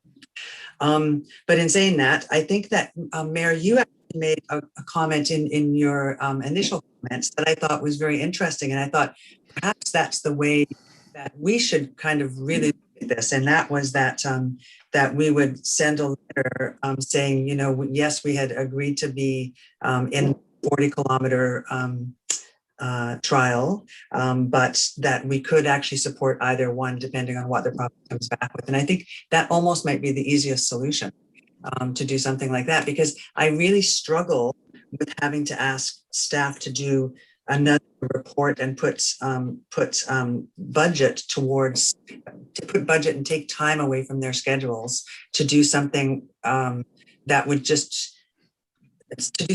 which to my mind we already have done, which is have this report. Thank you. So I want to try and keep us more to questions and to comments at this point. Get public input, sorry. and then no, it's okay. So that was just I just think that that perhaps what I would say is that maybe we could explore what one of your comments from the very beginning, which was supporting that. Sure. I'll come back with more comments later. We can circle back to that if after, as we get to the discussion phase of this process. Ms. Varela, you have your hand up as well. Did you want to jump in here? Thank you, Your Worship. Just looping back to Councillor Appleton's comments, when we look at the recommendations that came out of the 2016 report, you know, the approach of using the Transportation Association of Canada procedure, the TAC, for making recommendations on speed limits, that's already being implemented. If council was going to direct a different approach, that would of course have some implications on how business was carried out. Those are the opportunities that our staff are hoping that we could have some time to respond to. If you were going to move away from adopting that 40-kilometer speed zone strategy throughout the district, that would as well. Posting of signs on your arterial roads could have budget implications or other idea. If there was traffic calming that was going to be required to achieve a 30-kilometer strategy, you'd want to look at that. If council wanted to engage in more public or stakeholder consultation, again, I could see that having a potential for capacity. So when we're thinking about those things in response to a piece of correspondence, that's where the recommendation for a staff report is resulting from. Staff aren't presuming what council's preferred approach would be to adopt either a 30 or 40-kilometer strategy. Staff was given direction if council wants to change that, certainly within your purview. We're just flagging that you may want the opportunity to receive additional information as part of that very complex decision-making process that you undertake as in your governance role. So thank you, Your Worship. Thank you, Ms. Varela. If there's no immediate more questions, I'm happy to go to the public input at this point. Oh, Councillor Ney, do you have some more questions? Just one more question, Mr. Mayor. I was just wondering through you if staff understands that, hypothetically speaking, of course, if council were to move forward with the 30-kilometer-an-hour endorsement for the pilot study, and let's say hypothetically again, of course, that the province approved that, and then it comes back to us that now, you know, we've committed to doing that. It's the understanding that I'm just wondering about the extent of that rollout. It would be considered presumably throughout the whole district, or just in a portion of the district, or do we know that at this point, what the expectation would be of the involvement in that pilot study across our district, our community? Thank you, Councillor Ney. I'll give that to Mr. Haran, who may have the most insight into what the MVA process has looked at, or if they've given any indications at this point. I think I can answer the last one, which is that it would be the entire municipality, because that's part of the requirement. But Mr. Haran, anything else you can add? That's a very difficult question to answer well, I think, because of the hypotheticals involved. When it came to the multiple municipalities and consensus on 40 kilometer per hour speed limit on streets that have no yellow center line, it was a lot easier to determine what impact that would have on Oak Bay, because that matches the strategic direction already given and the practice that the district's been following. So it's a number of things that are happening there, which is using the TAC warrant procedure. So that's an engineering process to assess a street and the conditions on that street and determine what's an appropriate speed limit for that street. And a vast majority of the streets in Oak Bay, when you follow that process, that means the majority of the reasonable drivers are driving under 40 kilometers per hour, which is why a 40 kilometer per hour speed limit is appropriate for that street, if that's what you're trying to achieve. But when the question comes about how to implement that speed limit change of 30 kilometers per hour for the district on a majority of streets that would, if you followed the TAC warrant procedure, didn't come up with an answer of 30 kilometers per hour, is actually a higher number, well, then suddenly the question is not so much how to change the speed limits, it's how to actually influence driver behavior to achieve the outcomes that you're hoping to achieve. Everybody wants safer streets. Everybody wants things to improve for pedestrians and active transportation users on the streets. But I think that there's more to it than just changing the street signs. There's traffic calming, there's actual construction activity, changing the designs of streets that is really going to drive a change in how drivers behave. And so a question of what would happen in Oak Bay in terms of hypotheticals around 30 kilometers per hour, it's really difficult for me to speculate at this time. And that's also part of why staff is recommending a bit of time to assess this kind of recent change that our partners have made in terms of what the pilot study was meant to do, and then to make a reasonable recommendation to this council about what it means to participate potentially in such a study. Just one quick follow-up, if I may, Mr. Mayor. Go ahead. So, Mr. Hand, are you aware that the other communities, are they using the TAC criteria? Is that standard across the region, or how does that work in the different districts? Do you know? Mr. Haran? That's a question that I can't confirm for you at the moment. My understanding is that that staff in the other districts are using the TAC warrant procedure, or an equivalent warrant procedure, because there's more than just the TAC. There's others that are very similar. But I think we would have the real question would be, I would have to confirm exactly what's happening and the changes that have occurred recently around 30 kilometers per hour, it complicates the picture in this question. So I really don't have an answer for you on that one. Well, thank you very much. I guess my only comment, I don't expect a response, Mr. Horan, but is that if there are other, I had a sense that Saanich is using something different because the way they came in and wrote up the staff report, but it would seem that depending on what lens or what document or authority one's using to make these assessments or doing the work, it would change the way you're going to report out because the criteria are different. I mean, I think the TAC one is very much an engineering lens. And when I read the Saanich report, it just looked, it had a very different kind of knowledge that they were using to make the case. It certainly wasn't a TAC lens. So yeah, I was just wondering how that works. So thank you. Thank you, Councillor Ney. I'll go to a question from Councillor Patterson, then I will go to the public just because I'd like to give them the opportunity to comment, and then we'll come back to the table and more questions will be welcome at that time. But go ahead, Councillor Patterson, if you have a follow-up question. Oh, you haven't even spoken yet, so go ahead. No, you're okay. I've been listening to all of my colleagues around the council table and the comments from staff. Again, if I go back to the 2016 report and the decisions of council at that time, and our director of engineering has indicated, as have you, Mayor, that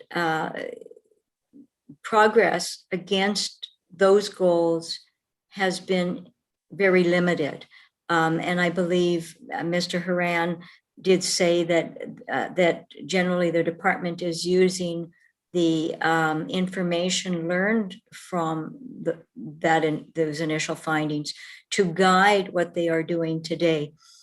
What I would like to understand or have greater clarity around is how much progress has been made of reducing the speed to the 40 kilometers per hour, and perhaps even more importantly, what have the barriers been to, in fact, getting us closer to the goals of our official community plan, of complete streets, and what many residents have said they want, which is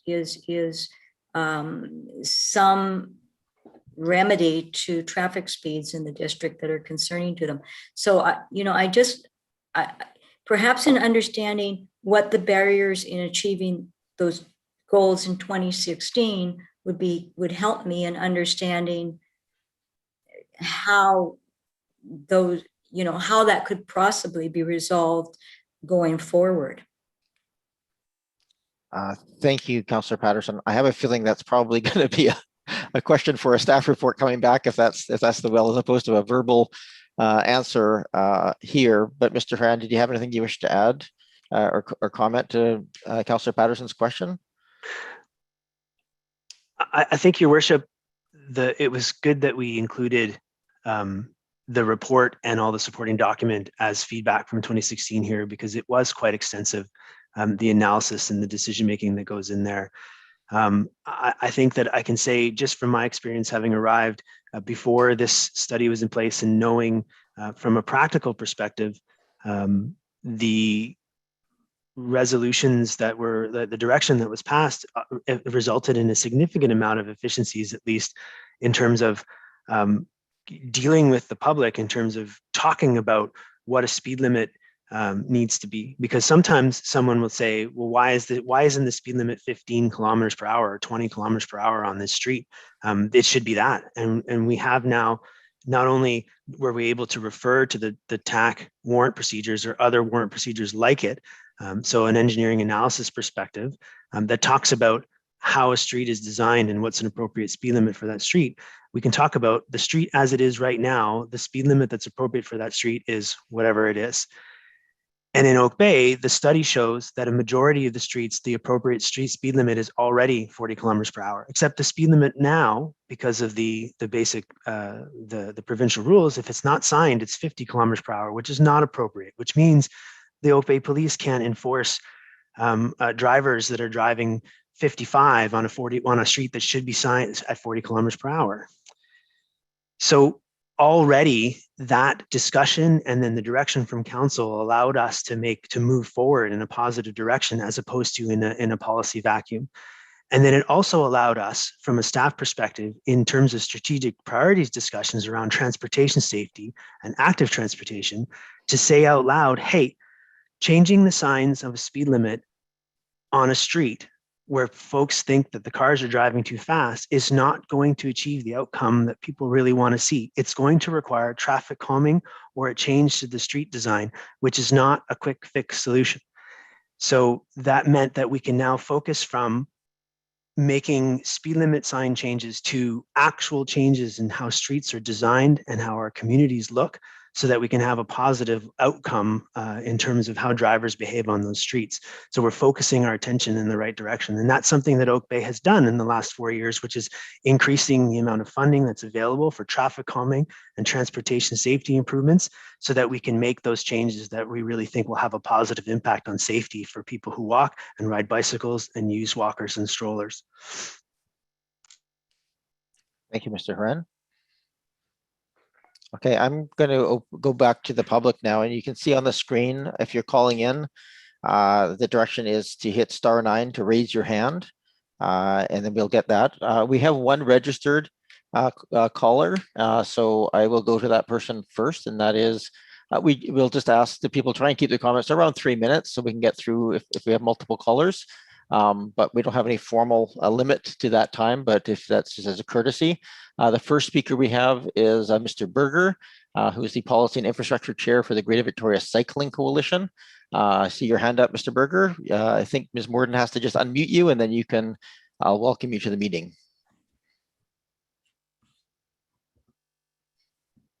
Thanks, Your Worship. I'm not actually sure if I can do that, but if Mr. Berger... There we go. Mr. Berger has unmuted himself then. Perfect. Mr. Berger, welcome. Thank you very much.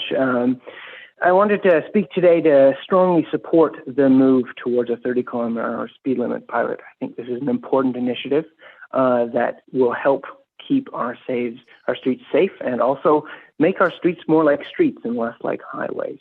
I wanted to address a few of the conversations that this council have had and other councils have also had as well in the region. The first one is there's a very big difference between setting a few speed limits on some arterial roads, as Oak Bay and others have done, and setting broad speed limits based on entire areas. They have two entirely different outcomes. The first one largely fails. Victoria went through this in 2014 when they tried to set some speed limits on arterials. The second one is well supported in research as to actually reducing the speed that people drive. And that's a crucial factor. The second thing I'd like to address is the challenge that, I heard with increasing frustration this discussion of yet another staff report. 10 years ago, this year, Oak Bay produced an active transportation strategy and has built 500 meters of bike lane since. 5 years ago, Oak Bay produced a complete streets manual and hasn't built a single complete street yet. 5 years ago, Oak Bay completed the speed limit pilot project. And I just reviewed that document as well. And one of the problems with that document is that it's not actually supported by current research into speed limits. The challenge is that document is built on Transportation Association of Canada standards, which talk about 85th percentile. That basically means if you put your foot down and speed faster on the road, they'll raise the speed limit as a consequence. And that's not an abstract idea. That's happened in other places. Places that have 85th percentile built into their law, like California, have had to raise speed limits continuously on roads as drivers go faster and faster and faster and faster. So speed limits need to come down. We cannot look at this primarily through an engineering lens. This is not an engineering issue. This is a health issue. The public health officer in 2016, the same year your speed limit, came out and endorsed 30 kilometers an hour. So did the coroner. What was the coroner looking at? The coroner was looking at deaths. of children biking, riding skateboards, and walking. And what did that coroner say? Kids are on our roads, and those kids were being killed and injured because people were driving too fast. Speed limits can help with that. Oak Bay is an aging community. You, like Central Saanich and Sydney and Esquimalt, all of whom are talking about this evening, all face the challenge of how do you get people to age in place. People who are aging are going to be driving less. It's a simple fact. Providing safer streets for them to walk on, to roll on, to use their mobility devices on is absolutely crucial. You have a lot of very narrow sidewalks. You're going to have increasing number of mobility scooters. Those are going to have to go in the street. There's simply no physical space to put 2 mobility scooters on most Oak Bay sidewalks. So now you have someone doing 40 down a road with a person in a mobility scooter. That's not safe. So I urge you today, don't go for a staff report, go for action. Go and endorse a 30-kilometer pilot. Join with your 2 immediate neighbors who will be at 30. Join with hopefully Esquimalt, Central Saanich, and Sydney. All hopefully will go for 30. So thank you very much and have a good evening. Thank you, Mr. Berger. And are there any other callers at this time, Ms. Morden? No additional calls at this time, Your Worship. Thank you very much. I also note that the overwhelming majority of the correspondence we got came from the Cycling Coalition as well, through obviously through a portal of some sort that they set up for this. So with a public input now complete, then we can come back to this table, and I'm just going to go back to our councillors and see if there's any, following all that discussion and questions, if there's some sense of direction that council wishes to go. Yeah, go ahead, Councillor Green. Thank you, Mayor. And I'm not going to take a position at this moment until I've heard from the rest of my colleagues, but I will say that in principle, I would support a 30-kilometer pilot. But I am also mindful of staff input as well. But what I think this might achieve is what I consider a self-regulated culture. That, you know, what we want to establish is a different culture in Oak Bay that supports 30 kilometers an hour. And I think I would say the overwhelming number of phone calls and emails that I have received on council in Oak Bay since 2010, with a break in between, a lot of it relates to speeding and traffic safety, especially in neighborhoods and especially on narrow, unmarked streets that have no sidewalks. And there's a real, often a conflict between people wanting the rural feel of no sidewalks and no markings, etc. But at the same time, it's very difficult then to try and enforce slower speeds without some sort of guidance. But I do believe we have an opportunity to create a self-regulating culture, driving culture, that means that roads are truly shared, and that the impacts, I wonder, of the Richardson closure, for instance, what kind of impact will that have on our side roads and side streets in neighborhoods, particularly in the South Oak Bay end of the municipality? So these are some of the things I've been thinking of, and I do agree that we will probably need staff input, but what's to lose if we support Saanich's 30-kilometer an hour pilot project? I don't see it as a loss, actually, but I do respect what others will be saying, but I also respect what staff said. Thank you. Thank you, Councillor Green. Are there any other speakers? And I've got the curse of a screen that is not quite intact. So give me a second here to just readjust my screen so I can see everybody at the same time. Thank you. And Councillor Green, if you could just lower your hand at this point as well. Go ahead, Councillor Patterson. Yes, thank you, Mayor. And I appreciated Councillor Green's comments. I am favorably in support of what has been proposed by the District of Saanich. You know, I watched their council meeting. I read all of the data that was in their reports. I think that the evidence was quite compelling. I certainly appreciate what our staff, the concerns that they've raised, but I think that we have not made a great deal of progress on what the goals were back in 2016, although certainly staff are, wherever possible, moving forward in that direction. But this gives us an opportunity to, and I appreciate what Mr. Horan said about engineering reports and all of those types of things. They are important, but they don't tell the whole story. I think that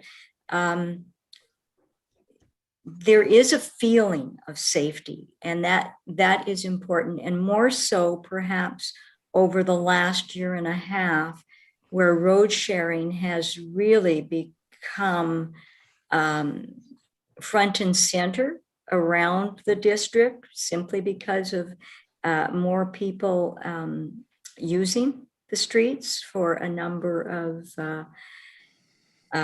activities and over longer stretches of time, simply because they've been around the house more. And Oak Bay always did have a reputation in the CRD for being a walkable neighborhood, and for actually having a very high percentage of pedestrian traffic as compared to other municipalities throughout the CRD.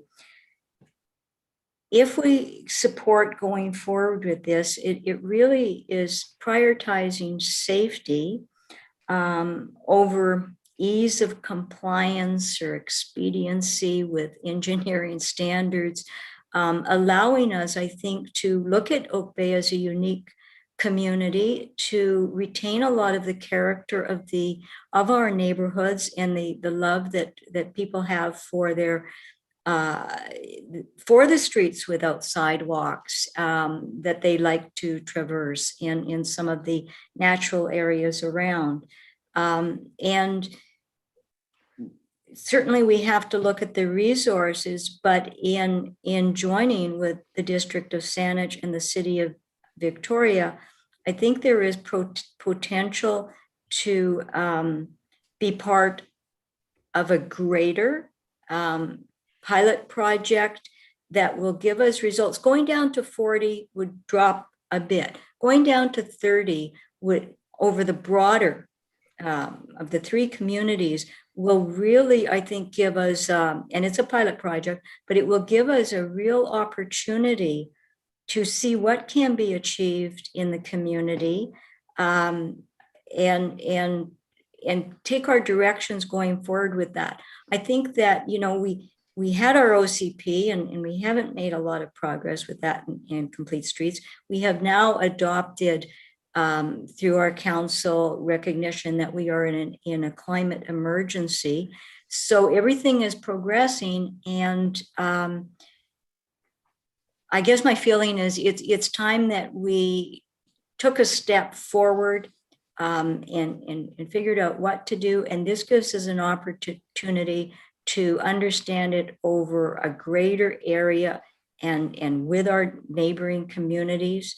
I think that perhaps there's a greater chance of success because we will be working as a broader community in a passive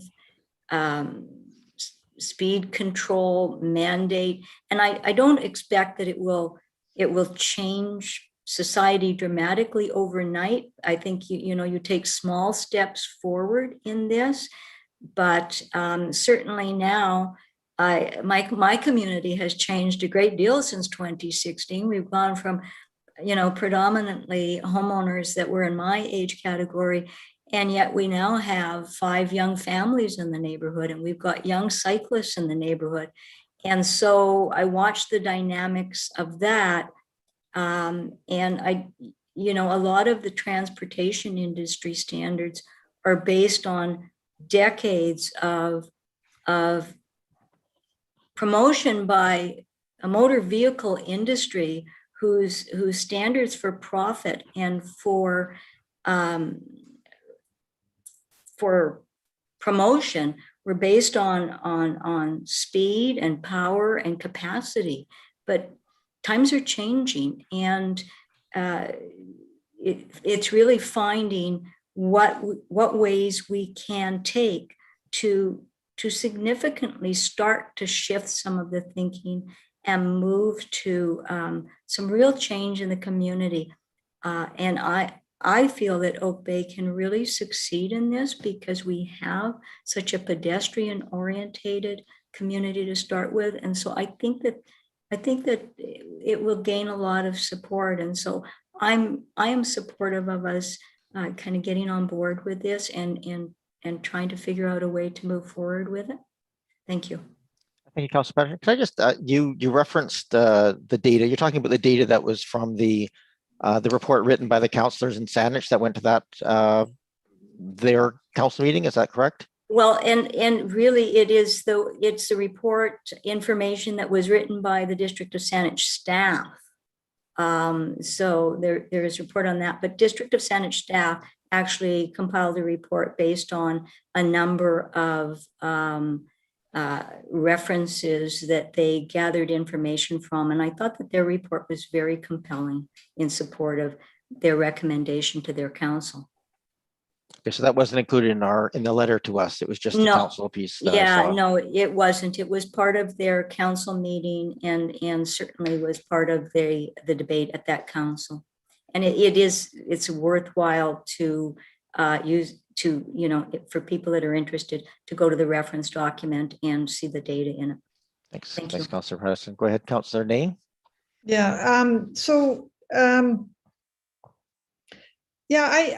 mean, it was helpful for staff to give us the overview of what has taken place over the last number of years. And it is true that, I mean, it seems to me that this pilot is really the opportunity we've been waiting for. I think Mr. Horan said that himself, is because part of the issue we had was going it alone. And with the opportunity to collaborate with our adjacent neighbors, there's the opportunity to create some speed cohesion and consistency and less speed confusion in the area when there's consistency across borders like that. But yeah, I too have read the Saanich report, and it is unfortunate other councillors haven't read that, but it is very compelling. They've made a very strong case and showed research to show that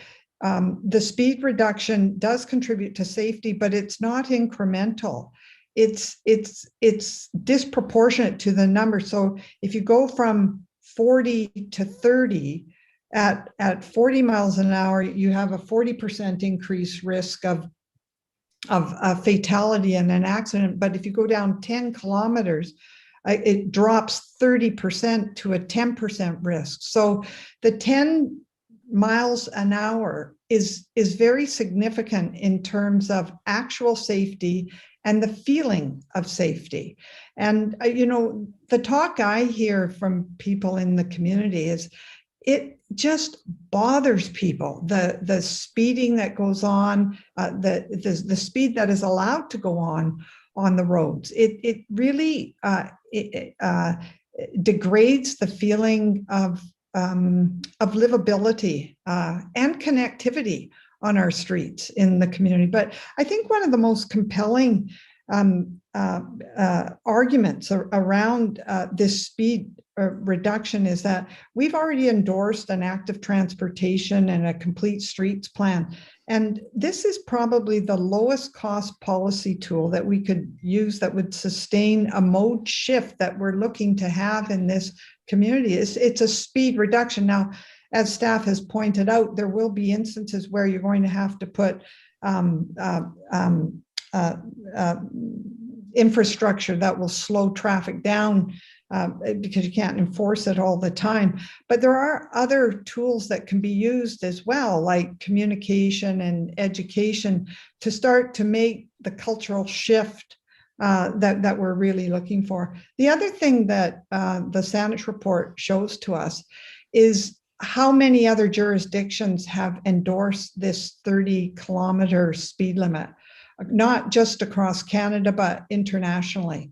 And that's trending quickly because communities can see that it's doable and that it really makes a big difference in terms of the livability and connectivity in neighborhoods and communities. The issue for me is, so I feel very strongly that if we were to go forward to the pilot, that we really, it would make a good deal of sense to endorse the pilot at 30 kilometers. And as one of the councillors in their motion said, is that in a pilot, there's no point just doing a little bit. Otherwise, what's the point of doing the pilot?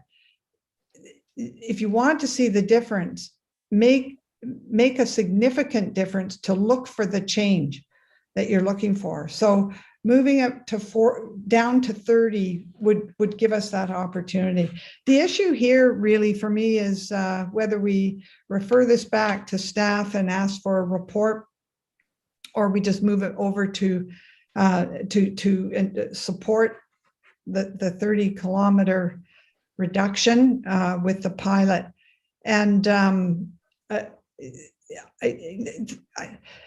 the thing that I see what staff has done and it seems to be prepared to do is kind of an operational report with a budget. But I see this really as a policy decision. It's a strategic decision that that is separate from the operational work.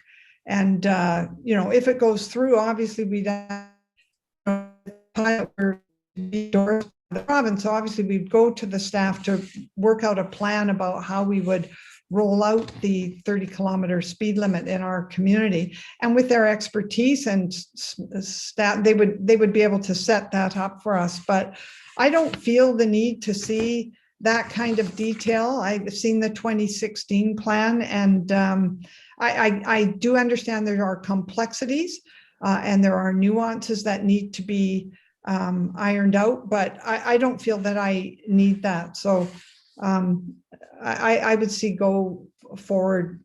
I'd like to see a motion come forward here about us moving straight to the pilot. Thank you, Councillor Ney. Anybody else with comments? I'm sure somebody else must have something else to say. No, we're good to go. Go ahead, Councillor Braithwaite. Go ahead. Mm-hmm. Thanks, Mayor. Yeah, I mean, boy, I really appreciate hearing all the comments from my fellow councillors, because what's great about this is that obviously everybody has has put a lot of time and energy into really looking into it. I really wish that I'd seen the Saanich report. It wasn't attached to our agenda, so I didn't see that Saanich report. What I did see though was our report. And I did read in detail our report, and there's a couple of things that really stood out to me, and I wrote them down. And on one of the pages it says that experience tells us that most drivers do not attend to speed limits, but rather drive at a speed that they consider reasonable. A narrow curving street may have a 50 kilometer speed limit, but most drivers will drive much slower. By contrast, a street with wide lanes, good sight distances, and no curves will have higher speeds, often higher than even the speed limit. This is the reason that the speed zones often have relatively little impact on actual speed. And then it goes on to say that it says studies have consistently shown that when speed limits are raised or lowered by 10 kilometers per hour, actual speeds change by about 2 kilometers an hour. And I thought that was really interesting. And I think from the conversation that we've had as well tonight, I've heard a lot about health issues for how speed can obviously be very damaging for people because of accidents, etc. But I haven't heard the environmental impact of lowering a speed. And so I wonder whether that should be part of our conversation on how lowering the speed limit by 10 kilometers an hour, how that affects BC Transit, for example. Like, does that mean that BC Transit has to put on more buses, or has to, whatever it might happen to be, or does it take longer for people to get from point A to point B? Obviously it would. So that's something that I would really like us to consider as well. So for me, I really struggle as to whether or not to follow what we had originally agreed to, which was to go to the 40-kilometer study, or should we go to that 30-kilometer? And I think I have to lean to staying towards the 40-kilometer study. And I think that's, or this 40-kilometer pilot. And I think that, you know, when in my head, I try and figure out what is the province going to end up doing? What is the province going to look at our region and say, what is reasonable for our region? And I don't know if I can see them actually going to the 30-kilometer. So that'll be interesting. So yeah, I really struggle with this one. I mean, I honestly really appreciate everybody's comments from around the table. But it's a tough one for me because I look to our very extensive report that we had done and look at all of the information that came out from that.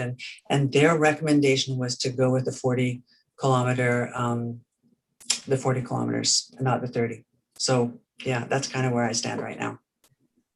Thank you, Councillor Braithwaite. I have Councillor Green, and then unless anybody else raises their hand, I'll go to probably to Councillor Ney for a second time. Go ahead, Councillor Green.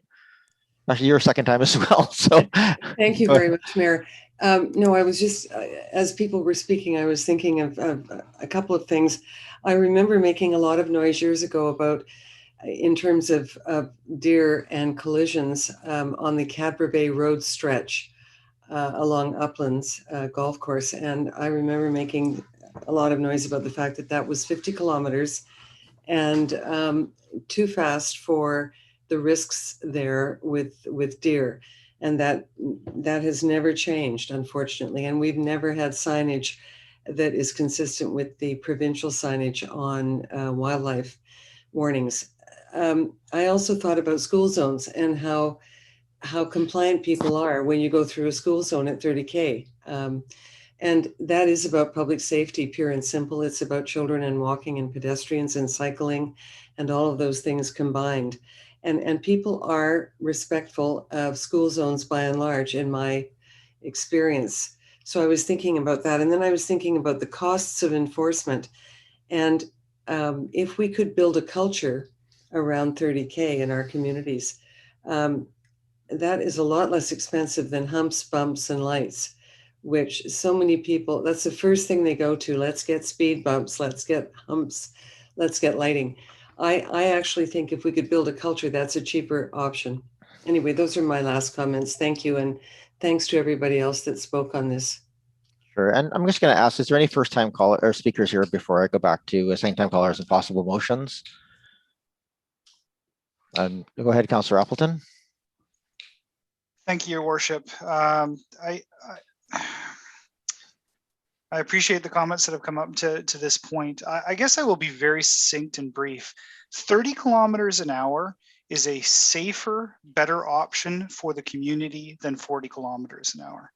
And there has been much support demonstrated from the community for that. I appreciate that there has been a concept put forward that there may be the need for more information with regards to 30, shift to 30 from 40 kilometers an hour. In my opinion, and in my personal view, the implications, resource or otherwise, that would accrue from changing from 40 to 30 are worth it on behalf of this community. There are, as Councillor Ney has mentioned, I too reviewed the Saanich materials. As Councillor Ney has mentioned, there are significant safety improvements for moving from 30 kilometers an hour from 40 kilometers an hour. And as Councillor Ney has referenced, this is a relatively low cost and fairly straightforward to implement idea that can help influence our complete street strategy and encouraging people to use active transportation modes. It is a clearly demonstrable benefit in that regard. We've talked a lot about being in step with our regional neighbors and that consistency of application and consistency in approach across the southern part of the peninsula is important and we talked about going it alone. Let's be clear that if we choose to stay at the 40-kilometer-an-hour number, we ourselves will be going it alone. So we will be moving forward with a 40-kilometer-an-hour concept. We will have endorsed a 40-kilometer-an-hour concept, which it seems fairly evident will not occur. I do not concur that the province will adhere to 40 kilometers an hour as an arbitrary number. I believe that if enough communities from this part of, from the South Island and from the peninsula demonstrate the interest in the 30-kilometer-an-hour number, then that will compel the province to take that 30-kilometer-an-hour number very seriously. I want to see us stay consistent with our regional neighbors.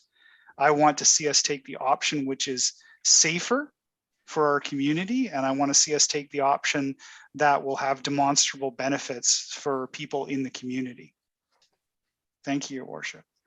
Thank you, Councillor Appleton. I guess I'll jump in here just before I go to second time speakers. I'm sorry, I kind of went out of that with Councillor Green. I just forgot I had you on here.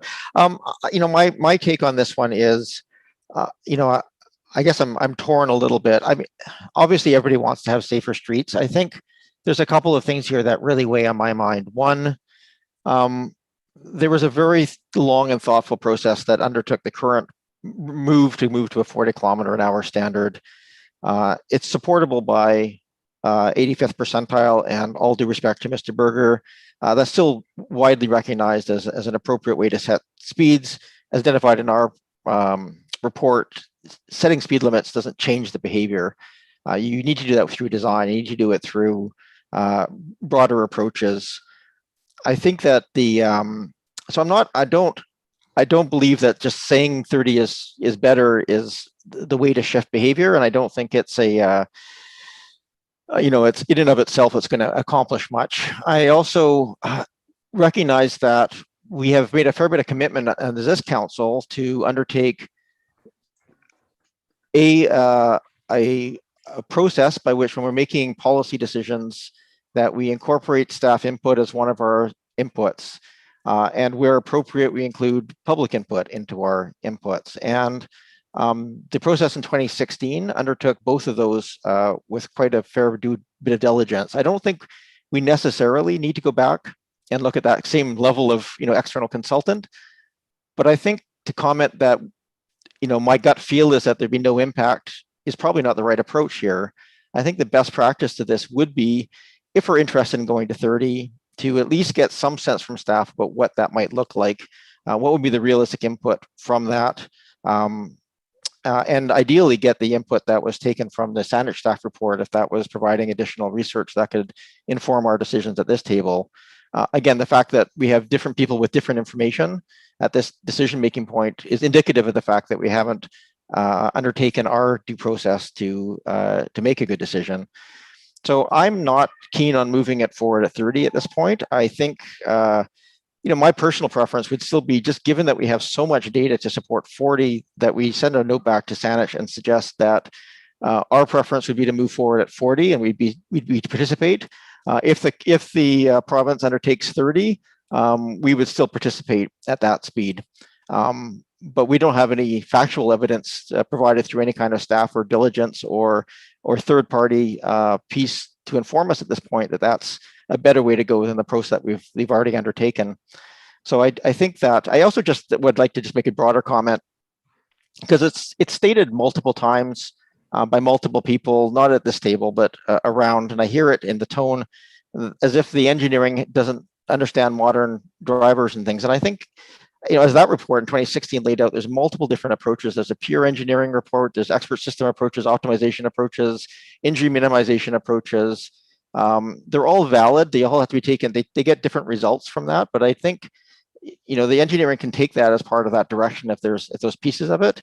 I think they seem to have found a reasonable balance, and I don't hear any pushback from them that they would not support 30, just that they would like a chance to kind of consider this if it's something that we're considering to look at it. So I appreciate that there's a sense of, well, what could possibly go wrong with this? But I think, if nothing else, the public, who underwent a pretty thorough public engagement process to give us guidance in 2016 might well push back and say, hey, wait a second, we've gone through this. You've been telling us 40 for 3-4 years now, and now you're switching it overnight without even a chance to, outside of one organized letter writing campaign done 2 days before, to inform us. And I think there's a danger there on that front. So I have a hard time supporting moving forward with 30, certainly in the immediate time. If there's information that comes back that says, yeah, that here's the consequences, we can do that with eyes wide open, I'd be much more supportive of that. Thank you. Councillor Ney, you had your hand up. Well, I mean, I'm going to make a motion, Mr. Mayor. Please do. I mean, I think you've made some good points. I think a lot has happened since 2016, and I don't for a minute question that 2016 report. I understand what, in the context of what was asked and what was done, it's actually a very good, solid report, and so is the staff report. I think what I'm trying to make a case is coming from a different perspective. We're in a different time. We've had, since 2016, we've had a climate emergency. We've been through a pandemic. We've got people living at home and working at home in their communities, and are increasingly more frustrated with the way the speed is. And I do think the 30 makes a big difference. I've looked carefully at what's going on in Europe and across Canada, and that is the way it's trending because it's doable. And so I feel I'm going to make a motion. We'll see where it lands, and make a decision. So I'll move that Oak Bay Council directs staff to write a letter to Saanich Council indicating that Oak Bay will continue to support the pilot project authorized under the MVA Part 13, but with the option to reduce the default speed limit on streets without a continuous directional divide from 40 kilometers to 30 kilometers. Is there a seconder? Seconded by Councillor Green. Thank you. Go ahead, Councillor Ney, you have the floor. I think I think we've really kind of hashed this one up around safety, timeliness. I think one of the things that's weighing on my mind right now is should the pilot go through and we come in with the 40 and the other two municipalities are at 30 and maybe more at 30, we've created, unnecessary speed confusion and less likelihood of success of even the 40 kilometer. So I think there is a compelling reason to support the 30, given that has been voted on by our neighbor municipalities. It adds to the argument and reason that I would support that at this time. Thank you, Councillor Ney. Councillor Green, did you want to add anything to that as a seconder? No, Mayor, I think I've said all I wanted to say, just with the exception to underline that this is about supporting a pilot at this point. This is not about implementing anything, and I think that needs to be clarified. Thank you. Thank you, Councillor Green. Any other discussion on this? No. Oh, go ahead, Councillor Appleton. Thank you, Your Worship. And I'm fully in support of Councillor Ney's motion and indicating our support for 30 kilometers an hour.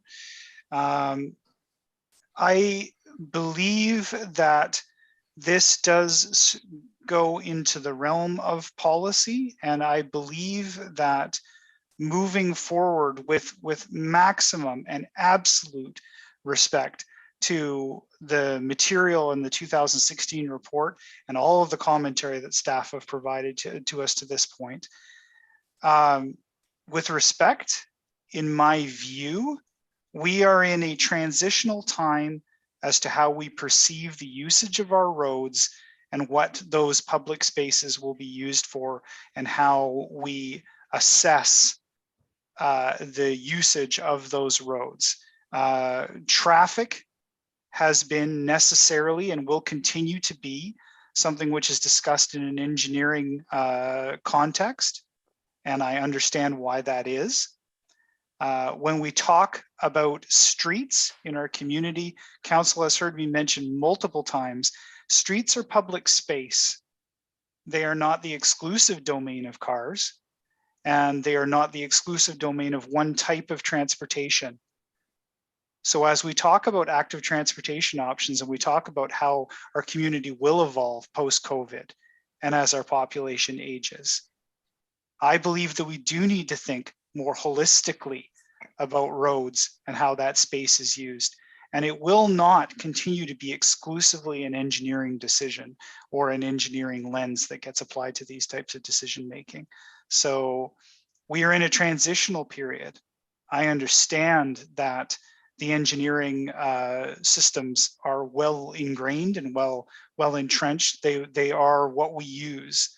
We need to think more broadly than that about our roads.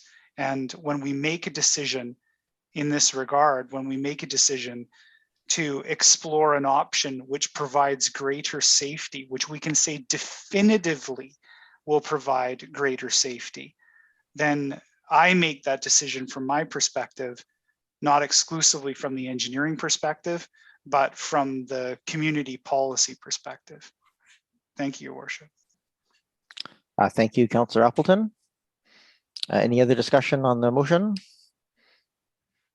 I think we've all said our piece. I will just add, I'm not going to support the motion as it's made. As I said, I think that it's a sufficient departure from previous policy that I think going down that path without a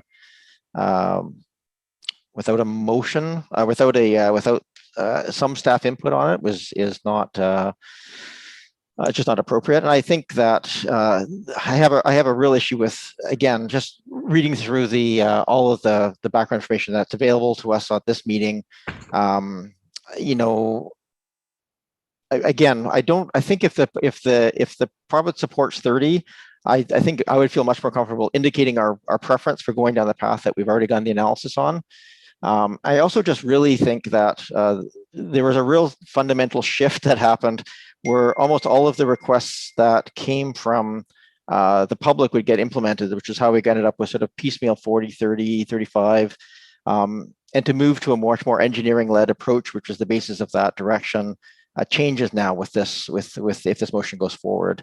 I appreciate it's a pilot, but it's a pilot that's driven, as stated, as more of a governance policy level without the option of public or staff input. And I can't support changing policy directions, even as a pilot.